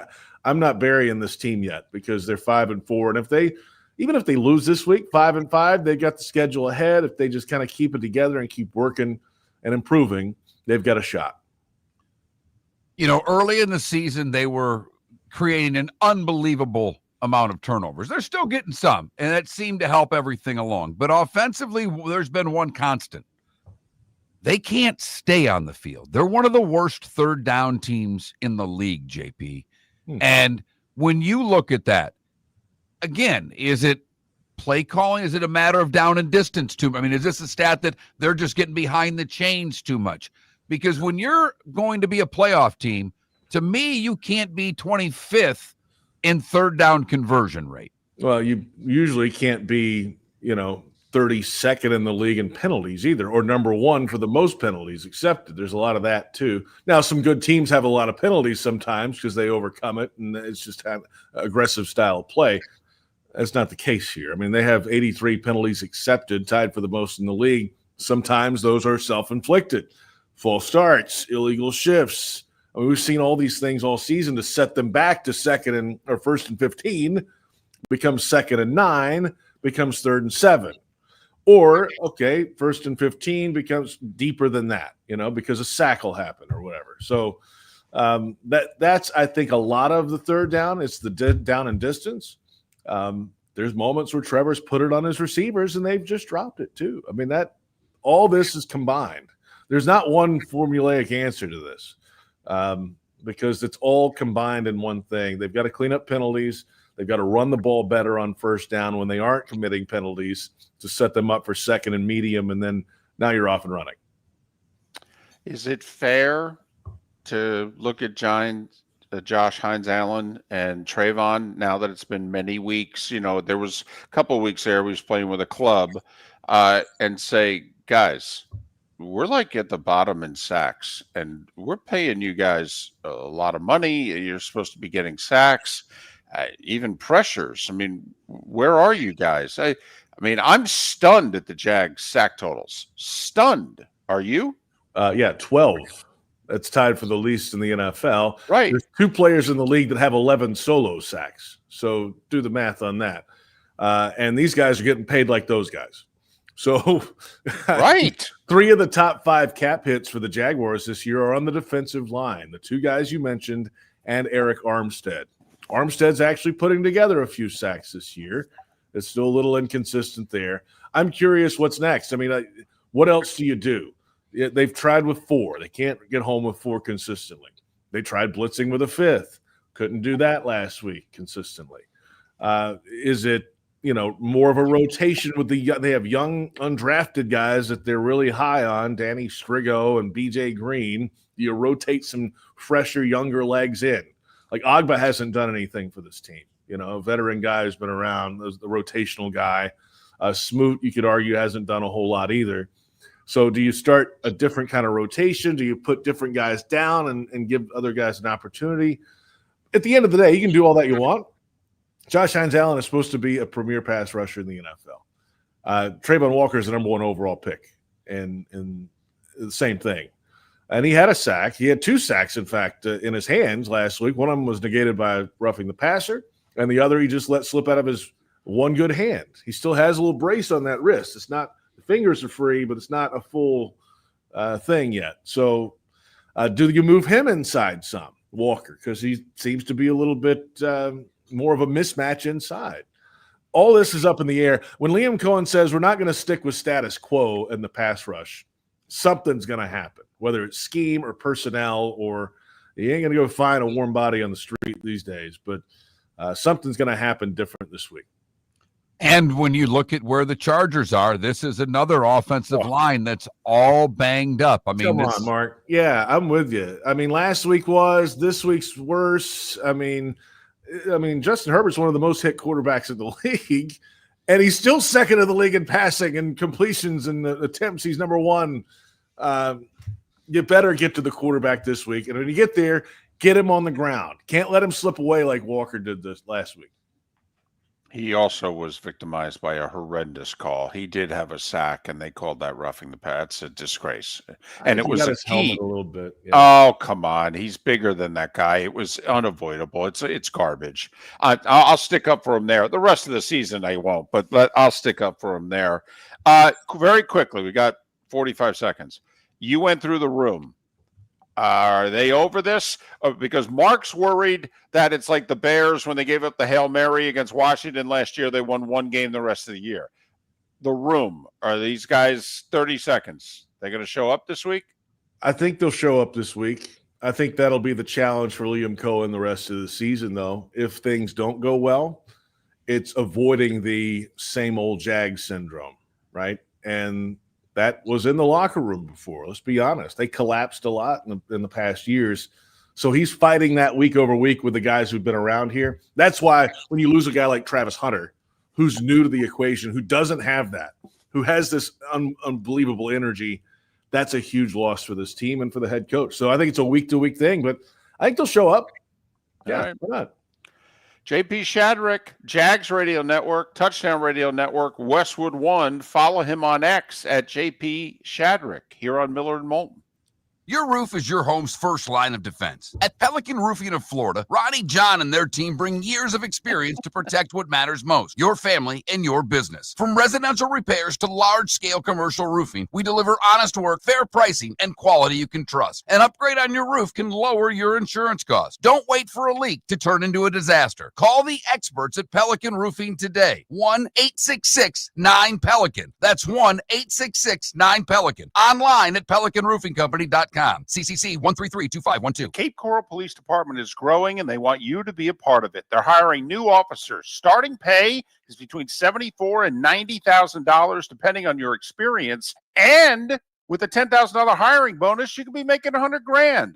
Enjoy paid holidays, off-duty details, plenty of OT opportunities. They're also hiring dispatchers and professional staff. So go to capecops.com. Capecops.com. Be brave, be best. Be Cape. American Paint Supplies, for nearly 30 years, is your one-stop shop for all your coating needs. If you are a designer, a contractor, a professional painter, or a weekend warrior, American Paint Supplies is the place where experts go to get expert solutions. At 6100 Shirley Street in Naples off of Pine Ridge, American Paint Supplies delivers the best solutions with the best products with the best support. Meet Gene and his team today at American Paint Supplies. Call 239-566-2700. That's 566-2700 or online at AmericanPaintSupplies.net. Let's talk the big differences between Floor Meisters and the big box store that sells flooring. Floor Meisters is family owned. They do flooring, not doors, nuts and bolts, or weed killer.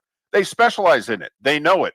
Floor Meisters backs their installer. So if there's ever an issue, good chance the boss, TJ, will come out and make it right. Floor Meisters prices beat the box stores every day of the week. When you think flooring, think Floor Meisters in Naples. FloorMeisters.com. Real people, real prices, real quality selection. The Floor Meisters, just keeping it real. This is Miller and Moulton.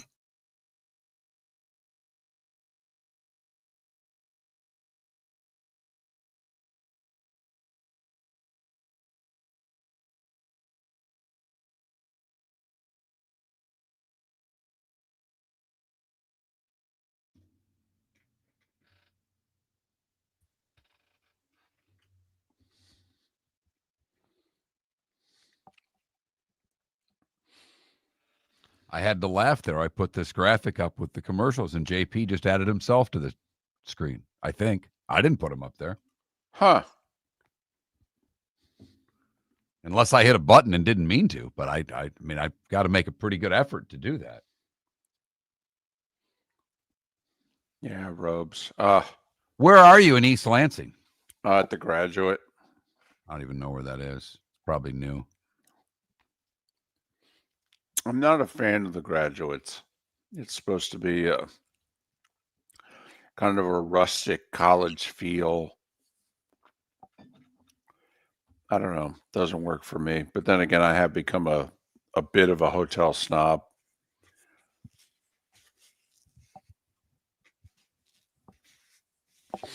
Not the only thing I'm snobbish about in my life, I think.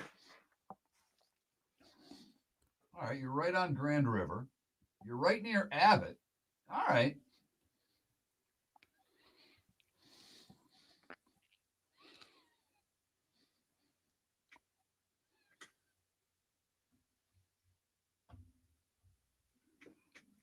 I would say I think it's the Roadhouse, because the Roadhouse pub's in front of it. The Roadhouse is a bar that I think you would like.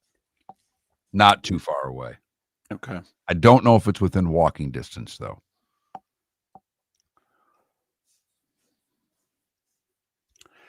It depends, Logic Man. I mean, I don't drink any alcohol. If I use the minibar, it's for this show. Like, I need breakfast food. I need something. I need caffeine because I don't do coffee. So, some weeks I make a stop on Sunday and I'll bring all that stuff to the room and put it in the fridge and what have you, and I won't spend anything. But, the prices are obscene. So when I do end up using it and I have to use it for 2 shows, it's probably $50-$60.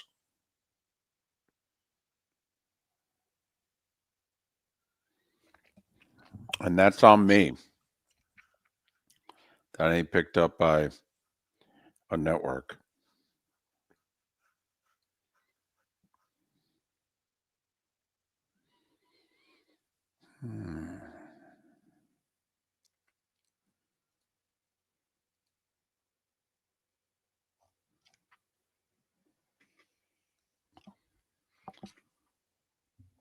For a lot of things. Yep. They always have it in mini bars, though. That's not a new phenomenon. No. That's not a whatever inflation. I mean, the fact that prices have gone through the roof on everything, mini bars were well ahead of the curve on that. They were. They were gouging before gouging was in vogue. I will say airports have taken it to a new level too. They were always expensive, but now they've gone overboard. Have they? Me. I try to avoid. I don't like flying anymore. People are rotten. People used to be wonderful in airports. People were in a good mood. Even business travelers were tolerant. People are nasty in airports now. They never used to be nasty. I don't know if it's discount airlines and more people fly. I don't know what it is. I just think people are miserable. People are angry about their lot in life, and they take it out in a lot of different areas now.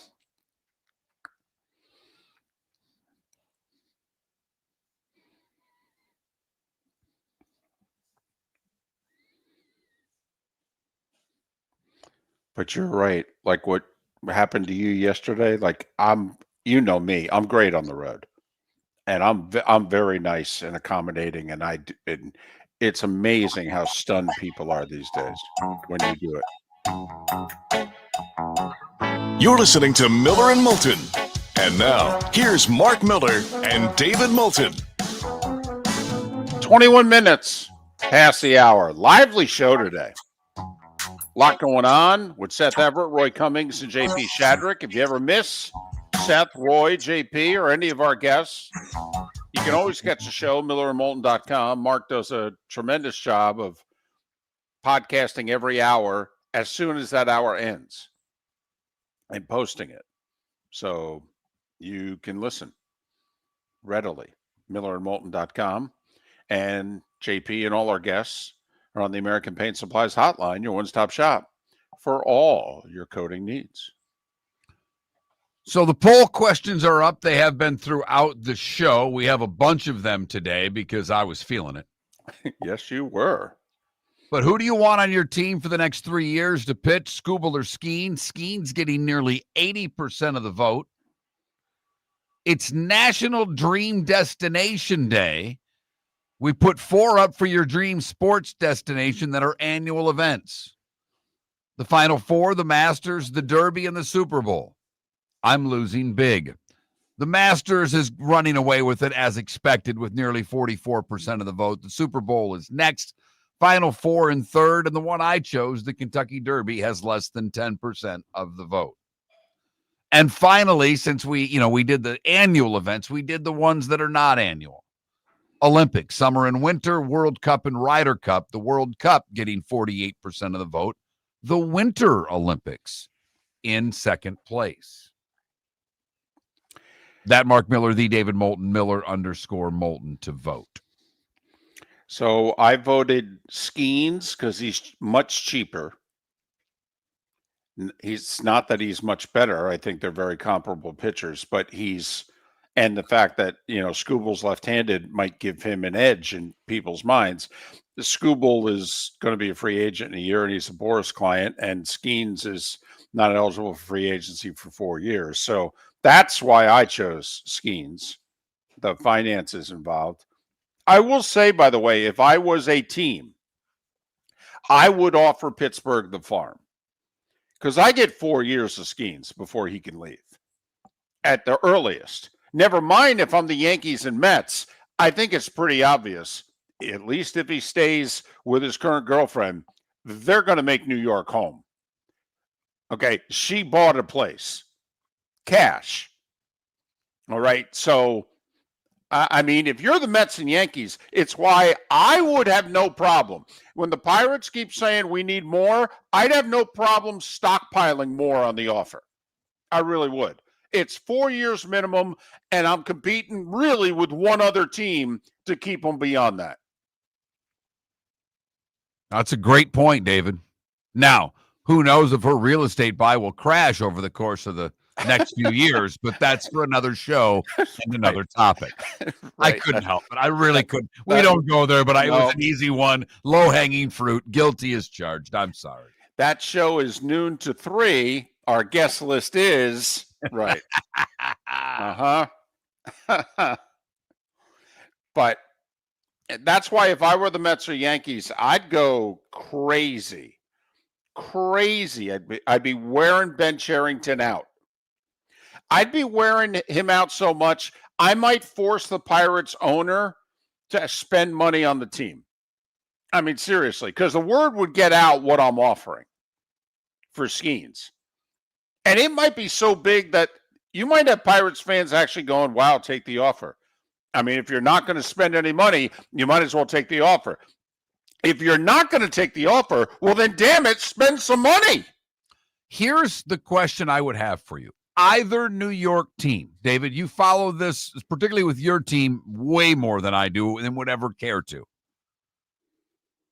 What do they have on the farm, if you will, to offer? Because remember, they're not paying Skeens hardly any money. The Pirates aren't going to take on payroll. No, I know. So when you're offering everyday players, you're telling Pittsburgh that they've got to increase their payroll by 20, 30%, and that's something they won't do. So I don't know how you put an offer in front of them that is, I made them an offer they can't refuse. You know what I'm saying? I think the Mets would be better equipped to make this offer, and that's not because I'm a Mets fan, but they've got 3 pitchers that are either ready today or are going to be ready tomorrow to pitch in the majors.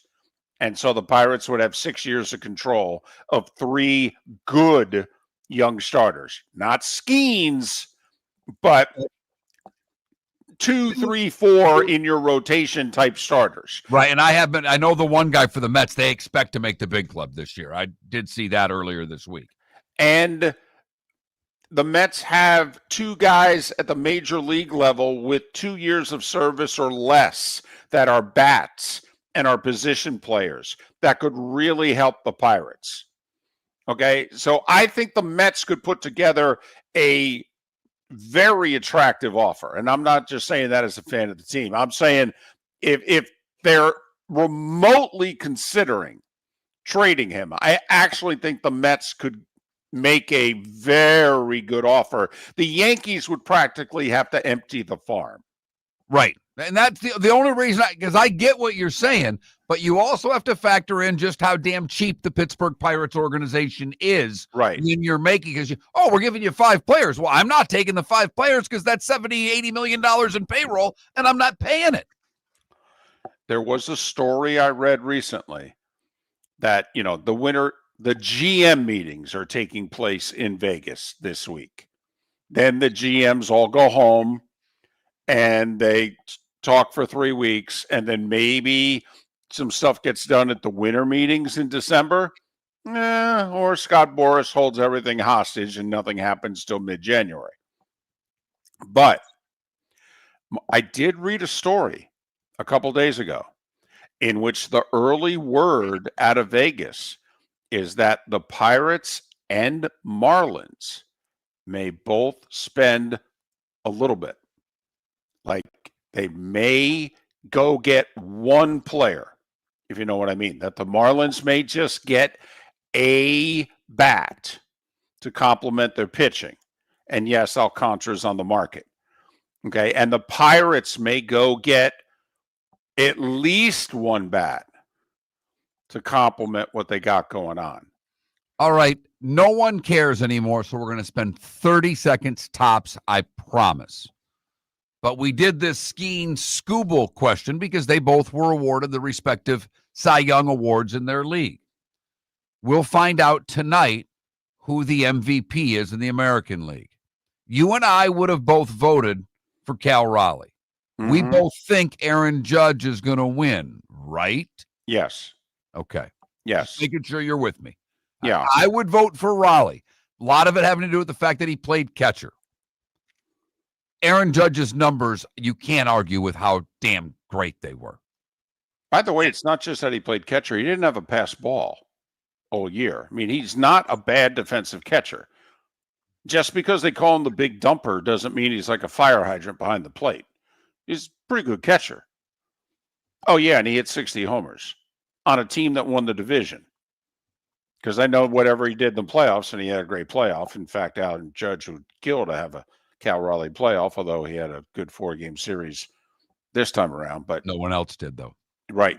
Ironically. He was great. He was it. Yeah. No one else was. Right. But, yes, you and I would vote for Raleigh. You and I both think Judge is going to win. Whoever finishes second, it's going to be an historic second-place finish.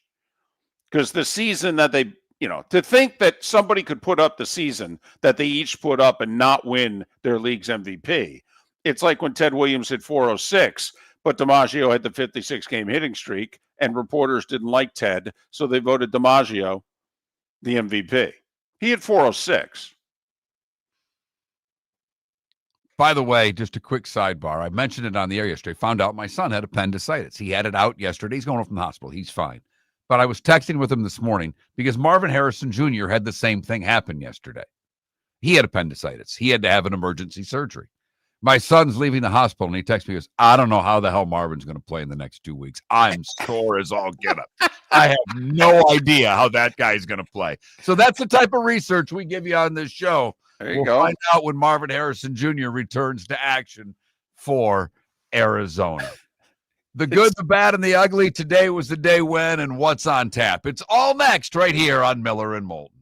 Your roof is your home's first line of defense. At Pelican Roofing of Florida, Ronnie John and their team bring years of experience to protect what matters most, your family and your business. From residential repairs to large-scale commercial roofing, we deliver honest work, fair pricing, and quality you can trust. An upgrade on your roof can lower your insurance costs. Don't wait for a leak to turn into a disaster. Call the experts at Pelican Roofing today. 1-866-9-PELICAN. That's 1-866-9-PELICAN. Online at pelicanroofingcompany.com. CCC 1332512. The 2025 Industry Appreciation Awards in Fort Myers have wrapped up, but the celebration of business excellence continues, hosted by the Lee County Economic Development Office, Horizon Council, and Horizon Foundation. This annual event honors the innovators, job creators, and community builders driving the region forward.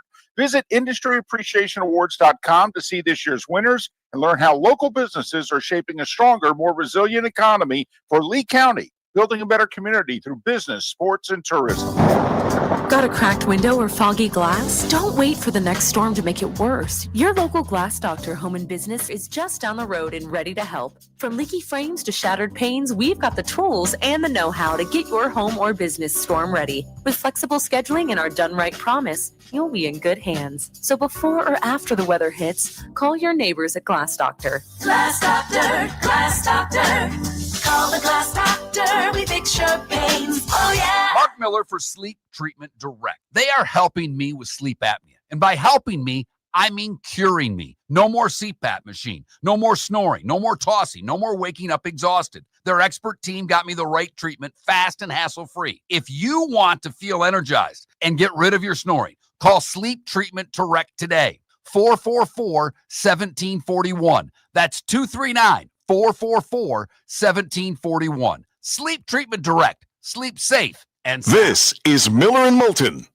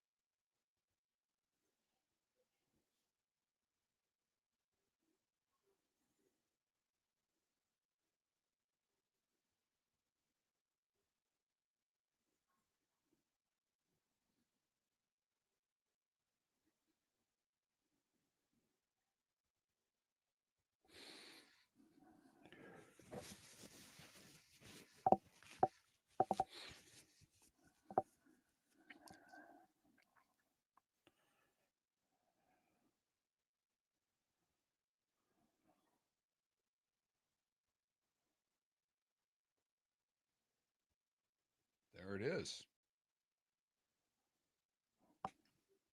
I get this email every day that just has a bunch of crap on it, but every once in a while there's something useful for this show. But it says the 12 wildest cooking shows on Netflix, and I hadn't heard really of any of them except for the last one that my daughter found. Is It Cake?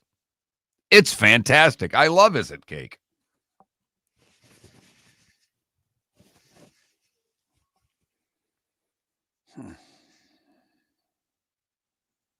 That's all I got for you.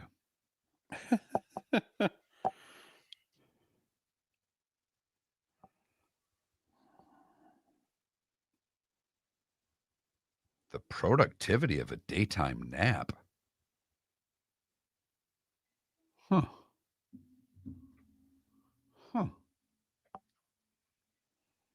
Is It Cake's awesome, Logic, man. I think I've watched every episode. It's sensational. It is a good little show.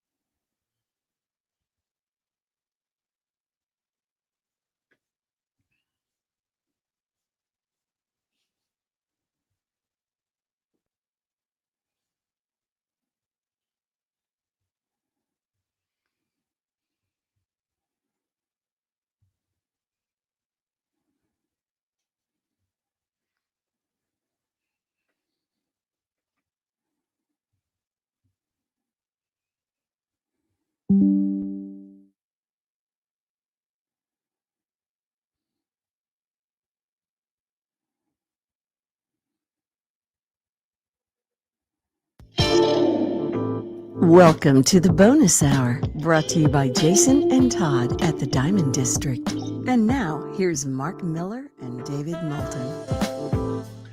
22 minutes till we're done. We're out of here. That's it. Bye-bye. So long, farewell for the day. As you know, there have been times where we were gone for more than a day and more than a weekend. 2 or 3 times, in fact. Miller and Moulton, millerandmoulton.com, Miller_Moulton on X. Full show tomorrow, as you would expect, on a Football Friday. Lee Sterling, Pat Kerwin. All right. I think I'm going to get a preview of the Navy-South Florida game also. All right. All right. Not a lot of time, but, you could argue it's the biggest game that involves any of the Florida schools. I think it's bigger than Miami and NC State. Biggest South Florida game since they hosted, West Virginia all those years ago that we were at that game? Yeah. Is this the biggest regular season game? Not, the result, because like when Skip Holtz's team went to Notre Dame and won. But I'm just talking about national ramifications, not early in the season, not midway through a season. Is this the biggest regular season game for South Florida since Jim Leavitt was coach? Oh, yeah. I think so, without a doubt. Without a doubt. So there you have it. So they have UAB and Rice on their schedule after Navy. Yeah, it really should be WW 10-2, 1 conference loss. They've beaten North Texas. They will have beaten Navy. They will have... and Memphis has 2 losses. I mean, I don't know how, if they win out, they don't appear in the conference championship game. And if they appear in the conference championship game, I don't know how they don't host it. So, yeah, I think it's a big deal. We're going to have somebody to preview the game. And we'll have Jay Lucas, the new young head coach of the Miami Hurricanes. They're playing the Gators in Jacksonville Sunday night. It's nationally televised. But for those in the Jacksonville area, something to do on a Sunday night. Anyway, Jay Lucas on the show tomorrow. You lose to the Chargers and have to figure out what you want to do with the rest of your day.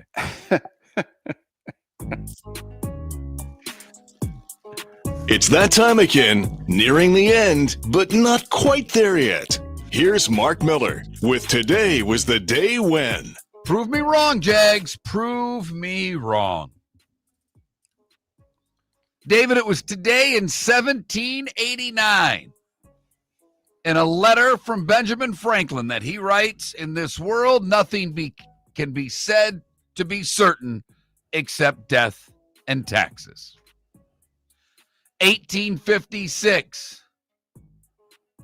Big Ben first chimes outside the Palace of Westminster.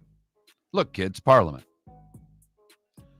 Today in 1927, the Holland Tunnel, which connects Manhattan to Jersey City, opened at midnight to thousands of cars waiting to drive through the world's longest underwater vehicular tunnel. Earlier that day, 20,000 pedestrians walked the entire length of the tunnel. I think that's gutsier than doing it in a car. Got to be honest with you. I'm sure, tested, safe, whatever. Walk through the damn thing? No. Well, especially back in 27. Right. This a little New York metropolitan joke. Mark, 98 years later, the construction is still going on, and the delay to get through the tunnel is still the same. 1940, Walt Disney's animated film Fantasia premieres. 1976, Rod Stewart's Tonight the Night hits number 1 in America for the first of 8 weeks. Rod Stewart, yes or no? Me? Yeah. Fan, not fan, that's all. I'm just asking. Fan. I like Rod Stewart.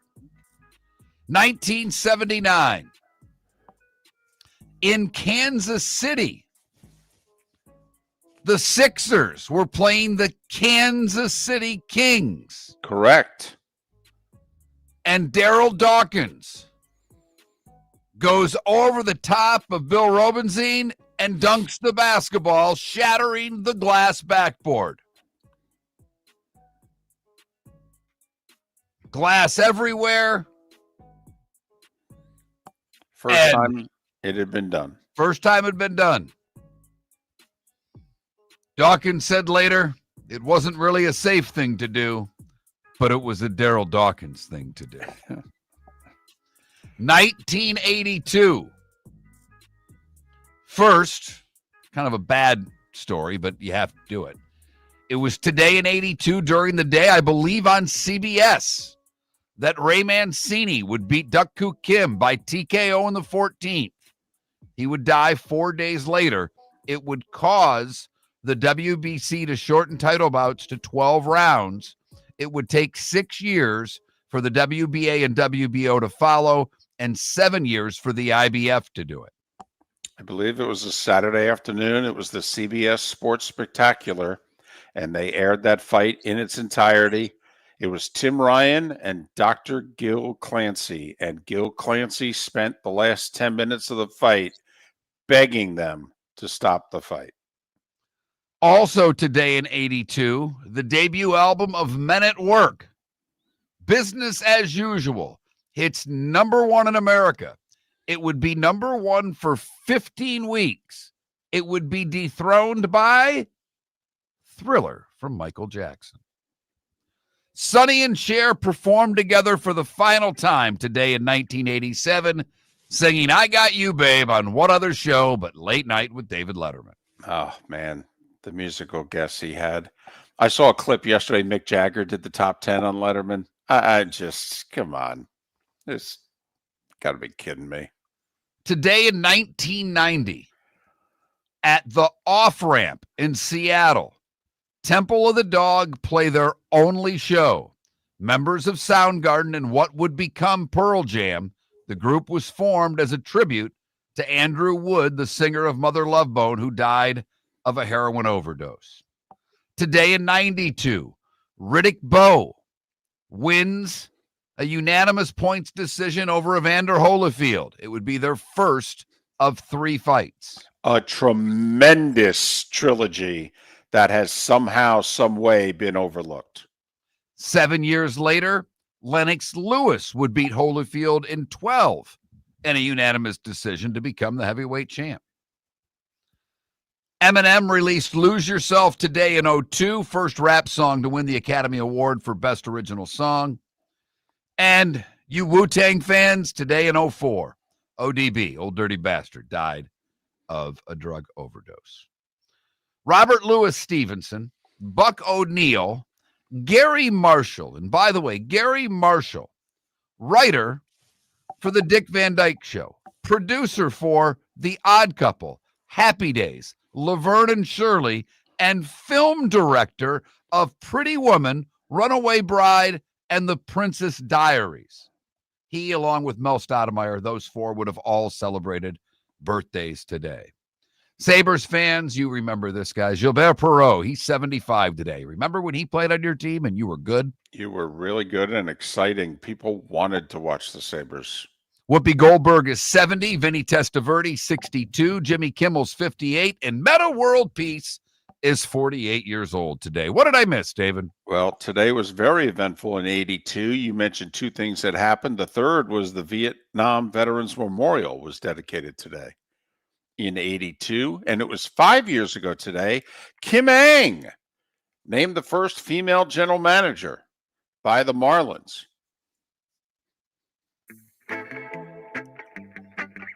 Time to see life a little bit differently. Here's Mark Miller with the good, the bad, and the ugly. What you got, Mark? Well, we go to Australia today, and every day there's a damn Guinness Book of World Record broken by some moron that needs to do it. But this one, to me, is worthy of the good. Because in Australia, 374 bagpipers played AC/DC's It's a Long Way to the Top to break a world record. The previous record was done in Belgium when 333 bagpipers, rather in Bulgaria, did it 13 years ago. But not only did they get 374 people to play the bagpipes, they did AC/DC. That's a win. For the bad, we go to Fort Myers, where I don't understand this guy. I really don't. Because the Lee County Port Authority received multiple calls from a single number. At first, it was just a person breathing on the other end and pushing buttons. Then the Lee County Sheriff's Office received a call from the same number with a male voice saying, giving a bomb threat at the airport here in Southwest Florida. Turns out that the caller was David Smith, and he was scheduled to fly into RSW from Rhode Island. He turned himself into police as the result of an active warrant for false reports of a bomb. If you're flying to the airport, why? Whatever. Finally, the ugly, we go to Alabama, where parents were shocked when kids were dropped off at their normal bus stop. And the parents thought they were going to have to wait a moment because the bus stop was on one side of the train tracks. Where they pick them up was on the other, and there was a train there. The conductor of the train told the kids, just crawl underneath the train instead of waiting for it to move. One woman said she was shocked that the conductor would tell the kids, including her 6-year-old granddaughter, to do that. Fortunately, the train didn't move, and my guess is all the kids thought it was pretty cool while the parents were losing their mind. That is the good, the bad, and the ugly on today, Thursday, November 13th. It's brought to you by the Cape Coral Police Department. Cape Coral Police Department hiring new officers, great pay, great benefits, overtime opportunities available. For more information, where do they go? CapeCops.com. CapeCops.com. Patriots and Jets. Big number tonight. Big. 12.5 is the number right now that I see. I think the Patriots win. I did get a texter saying this is going to be Dolphins Bills from last week. The Jets will upset them. I'm taking the money line. I respect your craziness, but I'm going to take Vrabel at home. The question to me is, well, will they cover the 12.5? Well, do you think they'll get to 24, the Patriots? Because I don't think the Jets are going to score much. I just don't. I mean, they don't have a passing game. And I don't know. I think the Patriots defense will shut them down, that the only way the Jets score is through turnovers and special teams. So believe it or not, I would be inclined to lay the points. They're telling you what, 43 points. So what is that? So they're saying that's 28-14 is 42. So, right thereabouts, 28. Yeah. That's what they're saying. I think I would be inclined to tease it down to 6.5 and tease the over under up also to 49.5 and lay the 6.5 with the Patriots and bet the under. Nothing like a 2-team teaser or 2-bet teaser on a Thursday night. College football tonight. There's one game, ESPN 8:15, Troy and Old Dominion, 12.5 the line there as well. 7:30 ESPN, Troy and Old Dominion. Hey, 7 o'clock tonight. Beat me to it. Yep, we got a good one in college hoop, David. Purdue is at Alabama on ESPN2. Number 2 and number 8. Alabama just went to the Garden and beat St. John's and scored over 100 on them. Purdue, they're always Alabama. Fun to watch. Alabama's a fun watch in college hoop. Yes, and your Spartans in action on Big Ten Network tonight at 6:30, and a name the score game against San Jose State. Panthers hosting the Caps tonight, 7 o'clock. Lightning played last night. They got whacked, so they're off tonight. See if my Red Wings can get it going. They host Anaheim. Stars and Canadians, pretty good game as well for you hockey guys out there.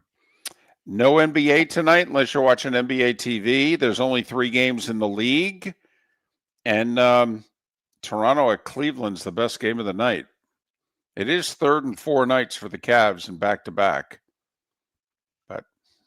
But they rested everybody last night, so that's right. They may play tonight. I mean, yeah, load management and all. They're not making enough money. All right.